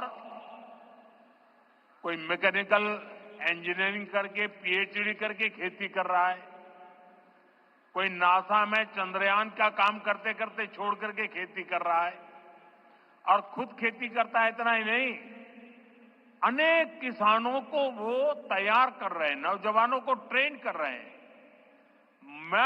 मुझे आज सार्वजनिक रूप से स्वीकार करना होगा, अगर मैं आज इस कार्यक्रम में न आया होता तो मैंने मेरी जिंदगी में बहुत कुछ गंवाया होता और आज मैंने यहां आकर के बहुत कुछ सीखा है। मैं अब मन से तमिलनाडु के किसानों की जो हिम्मत है, परिवर्तन को स्वीकार करने की उनकी जो ताकत है, उसको 100 सलाम करता हूं। நண்பர்களே, இயற்கை விவசாயம் என்பது விசேஷமான ஒன்று. இது என் இதயத்துக்கு மிகவும் நெருக்கமானது. நான் தமிழ்நாட்டின் அனைத்து வேளாண் குடிமக்களுக்கும் நண்பர்களுக்கும் தென்னிந்திய இயற்கை விவசாய மாநாட்டின் பொருட்டு என் மனம் கனிந்த நல்வாழ்த்துக்களை தெரிவித்துக் கொள்கிறேன். அடுத்ததாக, இங்கே மேடைக்கு வருவதற்கு முன்பாக நான் அங்கே காட்சிப்படுத்தப்பட்டிருக்கும் பல்வேறு அரங்குகளை சென்று பார்த்தேன். ஒருவர் இயந்திர பொறியியலில் முனைவர் பட்டம் பெற்ற பிறகு விவசாயத்திற்கு வந்திருக்கிறார். ஒருவர் இஸ்ரோவை விட்டுவிட்டு அந்த வேலையை விட்டுவிட்டு இங்கே வேளாண் தொழிலை புரிய வந்திருக்கின்றார். இவர்களுடைய இந்த பணி கருத்தூக்கம் அளிக்க வல்லது. இவர்கள் மட்டும் கருத்தூக்கம் தங்களுக்கு அளித்துக் கொள்ளவில்லை, இவர்கள் மற்றவர்களுக்கும் உத்வேகம் அளிக்கின்றார்கள், அவர்களுக்கும் பயிற்சி அளித்து வேளாண் தொழிலை முன்னெடுத்து செல்லுகின்றார்கள், புதிய புதிய உத்திகளையும் வழிமுறைகளையும் கைக்கொண்டு. ஒருவேளை நான் இங்கே வாராது போயிருந்தால் நான் பல விஷயங்களை தெரிந்து கொள்ளாமல் போயிருப்பேன். என்னுடைய கற்றல் குறைந்து போயிருக்கும்.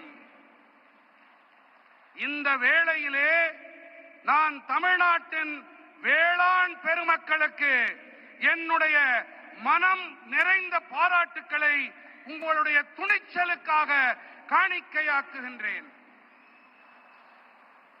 यहां किसान भाई बहन, एग्रीकल्चर साइंटिस्ट, इंडस्ट्री से जुड़े साथी, स्टार्टअप और इनोवेटर्स सब एक साथ जुटे हैं।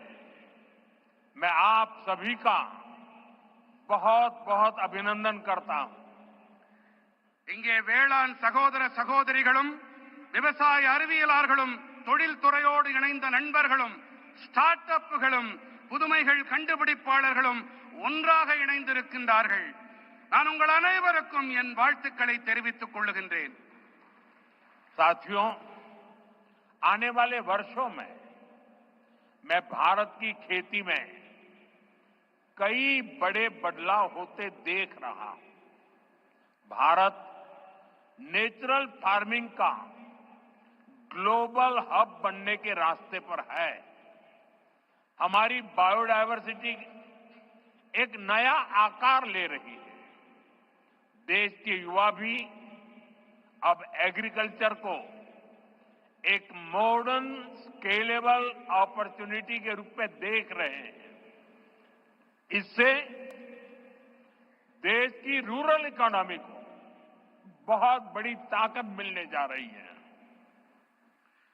நண்பர்களே, வரவிருக்கின்ற ஆண்டுகளிலே பாரதத்தின் வேளாண் துறையில் பல பெரிய மாறுதல்கள் ஏற்படவிருப்பதை நான் காண்கின்றேன். பாரதம் இயற்கை விவசாயத்தின் உலகளாவிய மையப்புள்ளியாக ஆகும் பாதையிலே பயணிக்க தொடங்கி இருக்கின்றது. நம்முடைய உயிரி பன்முகத்தன்மை ஒரு புதிய வடிவத்தை எடுத்து வருகின்றது. தேசத்தின் இளைஞர்களும் கூட இப்போது விவசாயத்தை நவீனமானதாகவும் அளவிடக்கூடிய சந்தர்ப்பமாகவும் காணத் தொடங்கி இருக்கின்றார்கள். முக்கியமாக இதனால் ஊரக பகுதி பொருளாதாரம் மேம்படும் என்பதை அறுதியிட்டு என்னால் சொல்ல முடியும். मेरे किसान भाई बहनों, बीते 11 वर्षों में देश के पूरे कृषि सेक्टर में बहुत बड़ा परिवर्तन हुआ है. हमारा एग्रीकल्चरल एक्सपोर्ट करीब 2 गुना हुआ है. खेती को आधुनिक बनाने के लिए सरकार ने किसानों को मदद देने का हर रास्ता खोला है. நண்பர்களே, கடந்த 11 ஆண்டுகளிலே தேசத்தின் ஒட்டுமொத்த வேளாண் துறையிலும் ஒரு மிகப்பெரிய மாற்றம் ஏற்பட்டிருக்கின்றது. நம்முடைய வேளாண் ஏற்றுமதி கிட்டத்தட்ட இரட்டிப்பாகி இருக்கிறது. விவசாயத்தை நவீனப்படுத்த அரசாங்கம் விவசாயிகளுக்கு உதவி புரிய தேவையான அனைத்து வழிகளையும் திறந்து விட்டிருக்கின்றது. किसान क्रेडिट कार्ड अकेले केसीसी से ही इस साल किसानों को 10 लाख करोड़ रुपए से ज्यादा की मदद दी गई है। ये 10 लाख करोड़ आंकड़ा बहुत बड़ा है। 7 साल पहले पशुपालकों और मछली पालकों को केसीसी की सुविधा मिलने के बाद वो भी इसका जमकर लाभ उठा रहे हैं। बायो फर्टिलाइजर पर जीएसटी कम होने से भी किसानों को बहुत फायदा हुआ है। விவசாயிகள் கடன் அட்டை மூலமாக மட்டுமே இந்த ஆண்டு விவசாயிகளுக்கு 10,000 கோடி ரூபாய்க்கும் அதிகமான உதவிகள் அளிக்கப்பட்டிருக்கின்றன. 7 ஆண்டுகளுக்கு முன்பாக கால்நடை பராமரிப்பாளர்களுக்கும் மீன் வளர்ப்பாளர்களுக்கும் இந்த விவசாய கடன் அட்டை வசதி கிடைத்த பிறகு அவர்களும் கூட இதனால் நிறைவான பலன்களை பெற்று வருகின்றார்கள். உயிரி உரங்கள் மீதான ஜிஎஸ்டி வரியை குறைக்கப்பட்டதாலும் விவசாயிகளுக்கு அதிக ஆதாயங்கள் கிடைத்திருக்கின்றன. साथियों, अभी कुछ ही देर पहले इसी मंच से हमने देश के किसानों को पीएम किसान सम्मान निधि की अगली किस्त जारी की है। देश के कोने कोने में किसानों को 18,000 करोड़ रुपए ट्रांसफर हुए हैं। यहां तमिलनाडु के भी लाखों किसानों के खाते में पीएम किसान सम्मान निधि के पैसे पहुंचे हैं। நண்பர்களே, இப்போது சற்று நேரம் முன்பாக இந்த மேடையிலிருந்து தேசத்தின் விவசாயிகளுக்கு பிரதம மந்திரி விவசாயிகள் கௌரவ கொடையின் அடுத்த தவணை கொண்டு சேர்க்கப்பட்டது. தேசத்தின் அனைத்து மூலைகளில் இருக்கும் விவசாயிகளுக்கும் 18,000 கோடி ரூபாய் பரிமாற்றம் செய்யப்பட்டிருக்கின்றது. இங்கே தமிழ்நாட்டிலும் கூட பல லட்சம் விவசாயிகளின் வங்கிக் கணக்குகளிலும் பிரதம மந்திரி விவசாயிகள் கௌரவ கொடை அளிக்கப்பட்டிருக்கிறது. साथियों, अब तक इस योजना के तहत देश के छोटे किसानों को 4 लाख करोड़ रुपए की राशि सीधे उनके बैंक खाते में भेजी जा चुकी है। ये राशि किसानों के खेती से जुड़े अनेक कामों को पूरा करने का माध्यम बनी है। मैं इस योजना के लाभार्थी करोड़ों किसान भाई बहनों को बहुत बहुत शुभकामनाएं देता हूं। நண்பர்களே, இதுவரை இந்த திட்டத்திற்கு உட்பட்டு தேசத்தின் சிறு விவசாயிகளுக்கு 4 லட்சம் கோடி ரூபாய் தொகை நேரடியாக அவர்களுடைய வங்கிக் கணக்குகளிலே செலுத்தப்பட்டாகிவிட்டது. இந்த தொகை விவசாயத்தோடு தொடர்புடைய பல்வேறு பணிகளை நிறைவேற்றிக் கொள்ளும் சாதனமாக விவசாயிகளுக்கு பயனளிக்கிறது. இந்த திட்டத்தால் பயனடைந்த கோடிக்கணக்கான விவசாயிகளுக்கு நான் என் நல்வாழ்த்துக்களை தெரிவித்துக் கொள்ளுகின்றேன். वहां पीछे 2 बालिकाएं प्ले कार्ड लेकर कब से खड़ी है, हाथ उनके थक जाएंगे। मैं सिक्योरिटी के लोगों से कहूंगा कि वो लेकर के, शायद मेरे लिए लेके आई है, वो लेकर के मुझे दे दीजिए और आपका जो कुछ भी मैसेज होगा मैं उसको बड़ी गंभीरता से लूंगा। அங்கே கூட்டத்திலே ஒரு சிறுவன் கையிலே ஒரு பதாகையை ஏந்தி கொண்டிருக்கின்றான். அந்த குழந்தையிடமிருந்து பாதுகாப்பு அமைப்பை சேர்ந்தவர்கள் அவர்கள் அந்த பதாகையை வாங்கி கொண்டு வாருங்கள். கண்ணா, அதுல என்ன எழுதியிருக்கோ அதை நான் சீரியஸா எடுத்துக்கிறேன், அதை கருத்துல கொள்றேன் அப்படிங்கறத நான் தெரிவிச்சுக்கிறேன். उसको जरा कलेक्ट करके मेरे पास पहुंचा दीजिए। அதை யாராவது கொஞ்சம் சேகரிச்சுட்டு இங்க கொண்டு வாங்க. साथियों, थैंक यू बेटा, आप कब से हाथ ऊपर करके खड़े थे। साथियों, கண்ணா ரொம்ப நேரமா கைய அதை தூக்கிட்டே நின்னுட்டு இருந்த, ரொம்ப ரொம்ப நன்றி உனக்கு.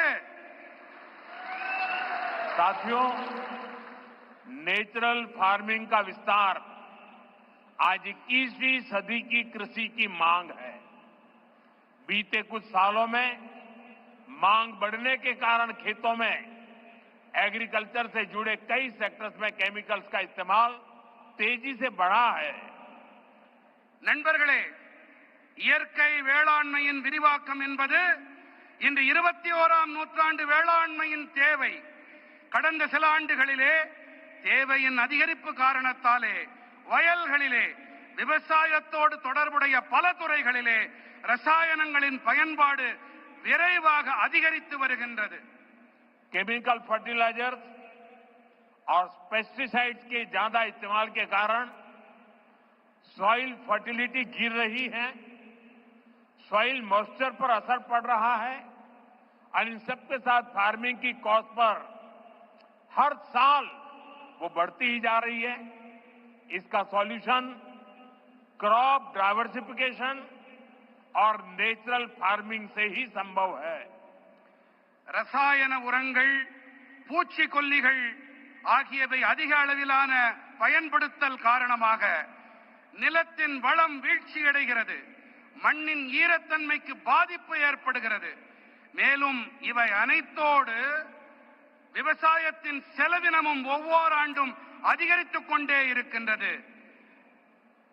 இதற்கான தீர்வு என்னவென்று சொன்னால், பயிர்களின் பன்முகத்தன்மை மற்றும் இயற்கை வேளாண்மை மட்டுமே.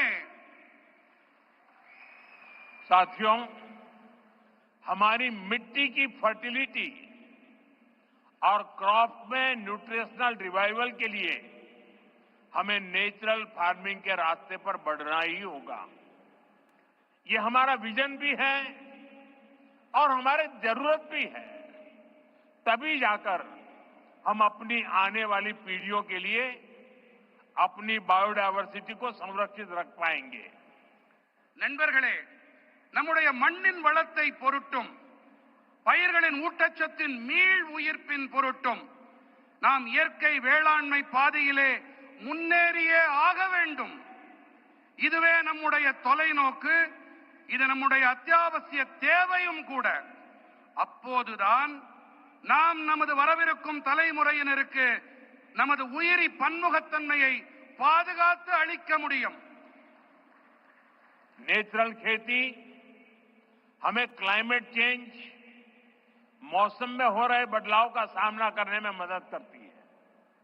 यह हमारी मिट्टी की सेहत को स्वस्थ रख सकती है और इससे लोगों को नुकसान करने वाले केमिकल से भी बचाया जा सकता है। आज का ये आयोजन इसी दिशा में एक बहुत बड़ी भूमिका निभाने जा रहा है। இயற்கை வேளாண்மையானது சூழல் மாற்றம், பருவநிலையில் ஏற்பட்டு வரும் மாற்றத்தை எதிர்கொள்ள நமக்கு பேருதவியாக இருக்கின்றது. இது நமது மண்ணின் நலத்தையும் ஆரோக்கியமாக வைத்திருக்க உதவுகின்றது. மேலும் இதனால் மக்களுக்கு தீங்கு விளைவிக்கும் வேதிப் பொருட்களிலிருந்து தற்காத்துக் கொள்ள முடிகின்றது. இன்றைய இந்த மாநாடு இந்த திசையினிலே மிகப்பெரிய பங்களிப்பை அளிக்க இருக்கின்றது. साथियों, हमारी सरकार भारत के किसानों को नेचुरल फार्मिंग के लिए भी बहुत प्रोत्साहन दे रही है। एक वर्ष पहले केंद्र सरकार ने national mission on natural farming की शुरुआत की थी। इससे लाखों किसान जुड़ चुके हैं।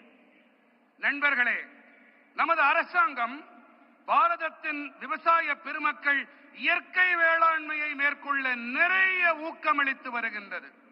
ஓராண்டுக்கு முன்பாக மத்திய அரசு இயற்கை விவசாய தேசிய நோக்கினை தொடங்கி வைத்தது.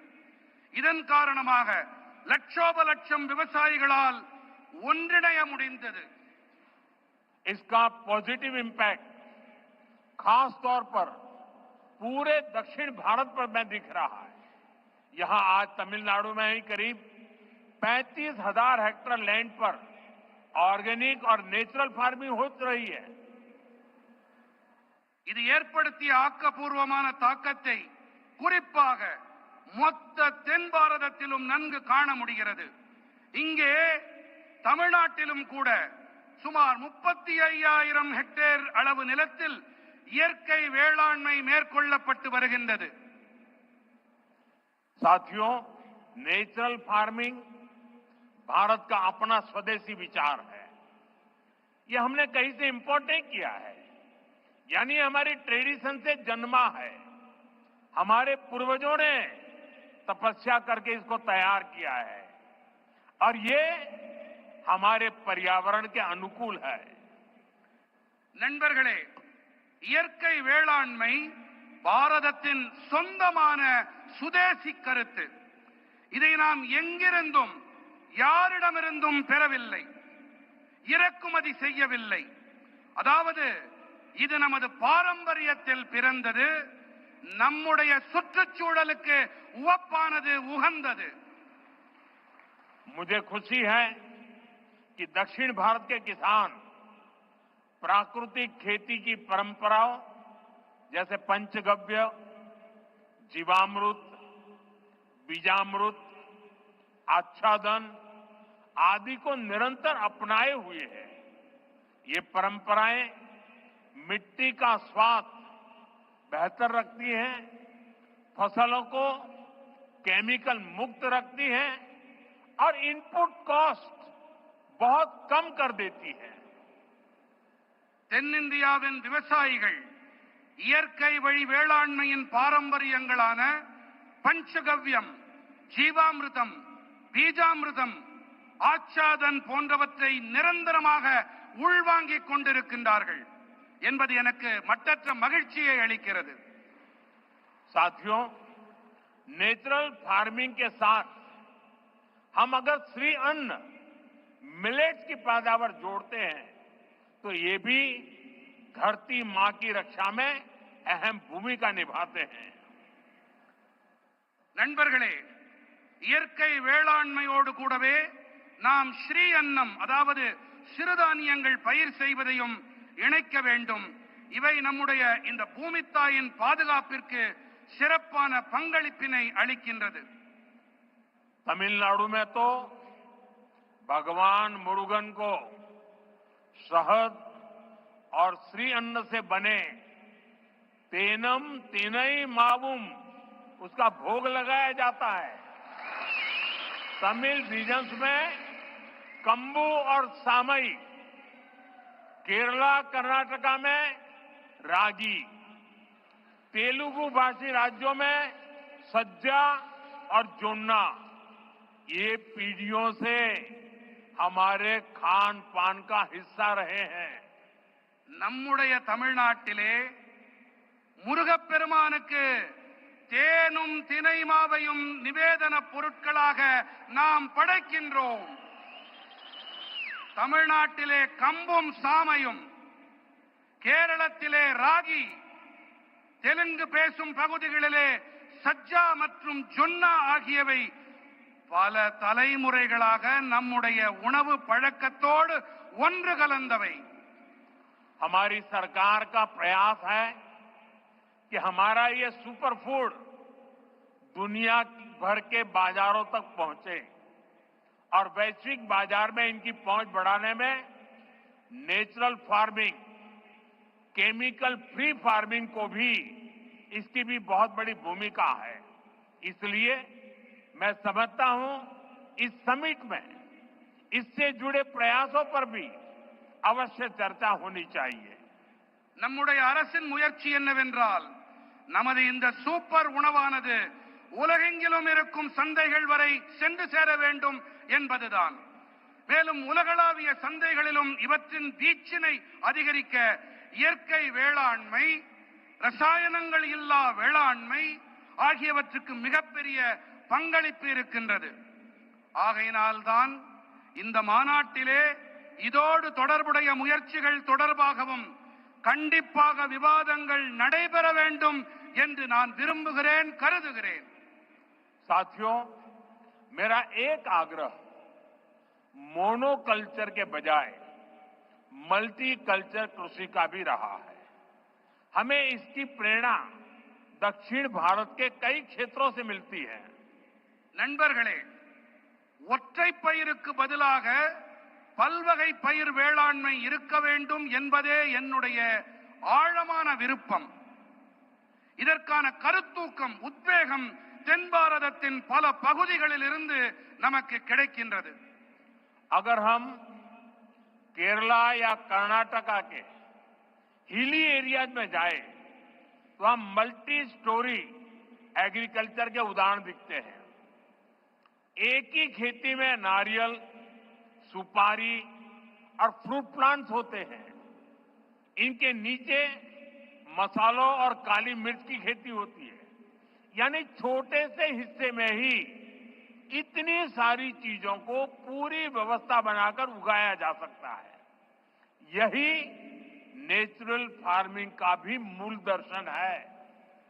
நாம் கேரளம் அல்லது கர்நாடகத்தின் மலைப்பாங்கான பகுதிகளுக்கு சென்றோமேயானால் அங்கே பல்லடுக்கு வேளாண்மையை நம்மால் காண முடியும். ஒரே வயலிலே தென்னை, பாக்கு, பழமரங்கள் ஆகியவை இருக்கும். இவற்றுக்கு இடையே கீழே ஊடுபயிராக மசாலா பொருட்கள், மிளகு போன்றவை பயிர் செய்யப்படுகின்றன. அதாவது ஒரு சின்ன பகுதியிலேயே கூட இத்தனை பயிர்களுக்கும் நிறைவான ஏற்பாடுகளை செய்து பயிர் செய்விக்க முடியும். இதுதான் இயற்கை வேளாண்மையின் அடிப்படை கோட்பாடு. खेती के इस मॉडल को हमें पान इंडिया लेवल पर आगे ले जाना है। मैं राज्य सरकारों से भी कहूंगा कि वो इस पर विचार करें कि कैसे हम इन प्रैक्टिस को देश के अलग अलग भूभागों में लागू कर सकते हैं।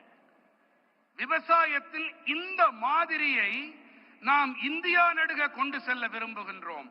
இதன் மீது கவனத்தை செலுத்த வேண்டும் என்று நான் மாநில அரசுகளிடம் வேண்டிக் கொள்ளுகின்றேன். அதாவது எப்படி இந்த வழிமுறைகளை தேசத்தின் பல்வேறு பகுதிகளிலும் அமல் செய்வது என்பதை நாம் ஆராய வேண்டும். साथियों, साउथ इंडिया एग्रीकल्चर की एक लिविंग यूनिवर्सिटी रहा है। इसी भूभाग पर दुनिया के सबसे पुराने फंक्शनिंग डैम्स बने। यहां 13th सेंचुरी में कलिंग रायन कैनाल बनी। यहां के मंदिरों के तालाब डिसेंट्रलाइज्ड वाटर कंजर्वेशन सिस्टम का एक मॉडल बने। நண்பர்களே, தென்னிந்தியா விவசாயத்தின் ஒரு வாழும் பல்கலைக்கழகமாக இருந்து வருகின்றது. இந்த பகுதியிலே உலகத்தின் மிக பழமையான, இன்றும் கூட செயல்பட்டு வரும் அணைகள் உருவாக்கப்பட்டிருக்கின்றன. இங்கே 13ஆம் நூற்றாண்டைச் சேர்ந்த கலிங்கராயன் கால்வாய் உருவாக்கப்பட்டது. இங்கே இருக்கும் ஆலயங்களில் அமைந்த பரவலாக்கப்பட்ட நீர் பராமரிப்பு முறைகள், குளங்கள், அவை ஒரு மாதிரி ஆயின. इसी धरती ने नदियों के जल को नियंत्रित कर इसे खेती के लिए इस्तेमाल करने का मॉडल दिया। इसी धरती ने हजारों वर्ष पहले इतनी साइंटिफिक वाटर इंजीनियरिंग की है। इसलिए मेरा विश्वास है देश और दुनिया को नेचुरल फार्मिंग में लीडरशिप भी इसी भूभाग से मिलेगी। இந்த மண்ணின் ஓடு நதிகளின் நீரை நெறிப்படுத்தி இதை விவசாயத்திற்காக பயன்படுத்தியது இது ஒரு மாதிரியாக உருவானது. இந்த மண்ணில் ஆயிரக்கணக்கான ஆண்டுகளாக அறிவியல் பூர்வமான நீர் பொறியியல் மேற்கொள்ளப்பட்டு வருகின்றது. அந்த வகையிலே தேசத்திலும் சரி, உலகிலும் சரி, இயற்கை வேளாண்மைக்காக தலைமை ஏற்பு என்றால் அதுவும் கூட இந்த நிலப்பகுதியிலிருந்துதான் கிடைக்கும் என்பது என்னுடைய அசையா நம்பிக்கை. साथियों, विकसित भारत के लिए एक फ्यूचरिस्टिक एग्रीकल्चर इकोसिस्टम बनाने के लिए हम सभी को एक साथ मिलकर काम करना होगा. நண்பர்களே, வளர்ச்சியடைந்த பாரதத்திற்காக வருங்கால விவசாய சூழல் அமைப்பினை உருவாக்குவதற்காக நாம் அனைவரும் இணைந்து பணிபுரிய வேண்டும். मैं देश भर के मेरे किसान भाई बहनों को, तमिलनाडु के मेरे किसान साथियों से कहूंगा कि आप 1 एकड़ 1 सीजन से शुरुआत करें। यानी आप एक सीजन में 1 एकड़ भूमि पर अपने खेत में 1 एकड़ एक कोने में नेचुरल फार्मिंग करके देखें। वहां से जो नतीजे मिलेंगे उनके आधार पर आप दूसरे साल और ज्यादा करें, तीसरे साल और ज्यादा करें और आप आगे बढ़े। நான் நம்முடைய தேசத்தின் விவசாயிகளாகட்டும், இங்கே தமிழ்நாட்டின் விவசாய பிரதிநிதிகளாக இங்கே கூடியிருக்கும் வேளாண் துறை சகோதர சகோதரிகளாகட்டும், நீங்கள் அனைவரும் 1 ஏக்கர் 1 பருவம் என்பதிலிருந்து தொடங்குங்கள். அதாவது நீங்கள் ஒரு பருவ காலத்தில் 1 ஏக்கர் நிலத்தில் இயற்கை விவசாயம் செய்வதை தொடங்குங்கள். அதிலிருந்து உங்களுக்கு என்ன பலன்கள், என்ன விளைவுகள் கிடைக்கிறதோ அதை பொறுத்து விரிவாக்கம் செய்யுங்கள் என்று நான் என்னுடைய விவசாய சகோதர சகோதரிகளிடம் கேட்டுக்கொள்ளுகின்றேன். मैं सभी साइंटिस्ट और रिसर्च इंस्टीट्यूशन से भी आग्रह करूंगा कि नेचुरल फार्मिंग को एग्रीकल्चर करिकुलम का मुख्य हिस्सा बनाएं। आप गांव में जाकर किसानों के खेत को अपनी लैब बनाएं। हमें हर हाल में नेचुरल फार्मिंग को साइंस बैक्ड मूवमेंट बनाना होगा. இயற்கை விவசாயத்தை வேளாண் பாடத்திட்டத்தில் முக்கியமான பங்காக ஆக்குங்கள். கிராமங்களுக்கு சென்று விவசாயிகளின் வயல்களை உங்களுடைய பரிசோதனை கூடங்களாக ஆக்குங்கள் என்று நான் அனைத்து அறிவியலாளர்களிடமும் ஆய்வு நிறுவனங்களிடமும் வேண்டிக் கொள்ளுகின்றேன். நாம் எப்படியாவது நாம் இயற்கை விவசாயத்தை அறிவியல் சார்புடைய இயக்கமாக आक वेंडुम. नेचुरल फार्मिंग के इस अभियान में राज्य सरकारों और एफपीओज की बड़ी भूमिका और बहुत बड़ी भूमिका है. बीते कुछ सालों में देश में 10,000 किसान उत्पाद संघ एफपीओज बने हैं. இயற்கை விவசாயத்தின் இந்த இயக்கத்திலே மாநில அரசுகள் மற்றும் விவசாயிகள் உற்பத்தியாளர் சங்கங்களின் பங்களிப்பு மகத்தானது. கடந்த சில ஆண்டுகளிலே தேசத்தில் 10,000 விவசாயிகள் உற்பத்தியாளர் அமைப்புகள் உருவாகி இருக்கின்றன. एफपीओ के सहयोग से हम किसानों के छोटे छोटे समूह क्लस्टर्स बनाए. वहीं पर सफाई, पैकिंग, प्रोसेसिंग की सुविधा दें और इनेम जैसे ऑनलाइन बाजार से सीधे जोड़े.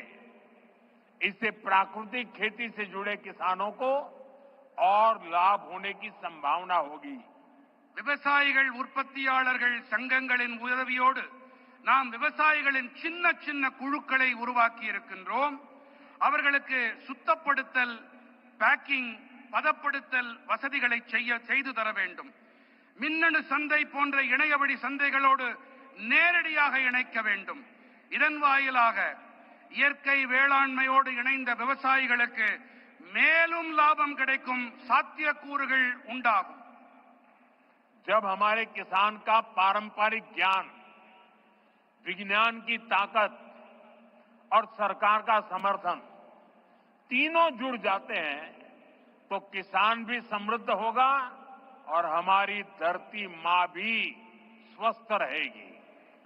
நமது விவசாயிகளின் பாரம்பரியமான ஞானம், அறிவியலின் பலம், அரசாங்கத்தின் ஆதரவு ஆகிய இந்த மூன்றும் இணையும் போது விவசாயிகளும் வளம் பெறுவார்கள், தன்னிறைவு அடைவார்கள்.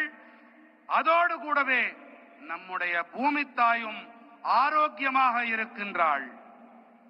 साथियों, मेरा पक्का विश्वास है ये समिट और खास करके हमारे किसान भाई बहनों ने जो नेतृत्व दिया है, इस समिट से देश में नेचुरल फार्मिंग को एक नई दिशा मिलने वाली है। यहां से नए आइडियाज, नए सॉल्यूशंस निकलेंगे। इसी उम्मीद के साथ मैं आप सभी को फिर से बहुत बहुत शुभकामनाएं देता हूं। बहुत बहुत धन्यवाद।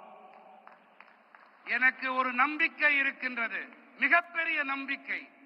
அது என்னவென்று சொன்னால், இங்கே ஆர்வத்தோடு இந்த மாநாட்டிலே பங்கெடுப்பதற்காக வந்திருக்கும் வேளாண் பெருமக்களும் சரி, உங்களுக்கு தலைமை ஏற்று நடத்தி கொண்டிருக்கும் இந்த தகைமையாளர்களும் சரி, இவர்கள் காரணமாக இந்த மாநாடு தேசத்தின் இயற்கை வேளாண்மைக்கு ஒரு புதிய திசையை காட்டும். இங்கிருந்து உருவாகும் புதிய கருத்துக்கள், எண்ணங்கள் மூலமாக புதிய தீர்வுகள் பிறக்கும். இந்த நம்பிக்கையோடு உங்கள் அனைவருக்கும் பல பல நல்வாழ்த்துக்களை தெரிவித்துக் கொள்கிறேன். நன்றி. मेरे साथ बोले भारत माता की, भारत माता की, भारत माता की। बहुत बहुत धन्यवाद।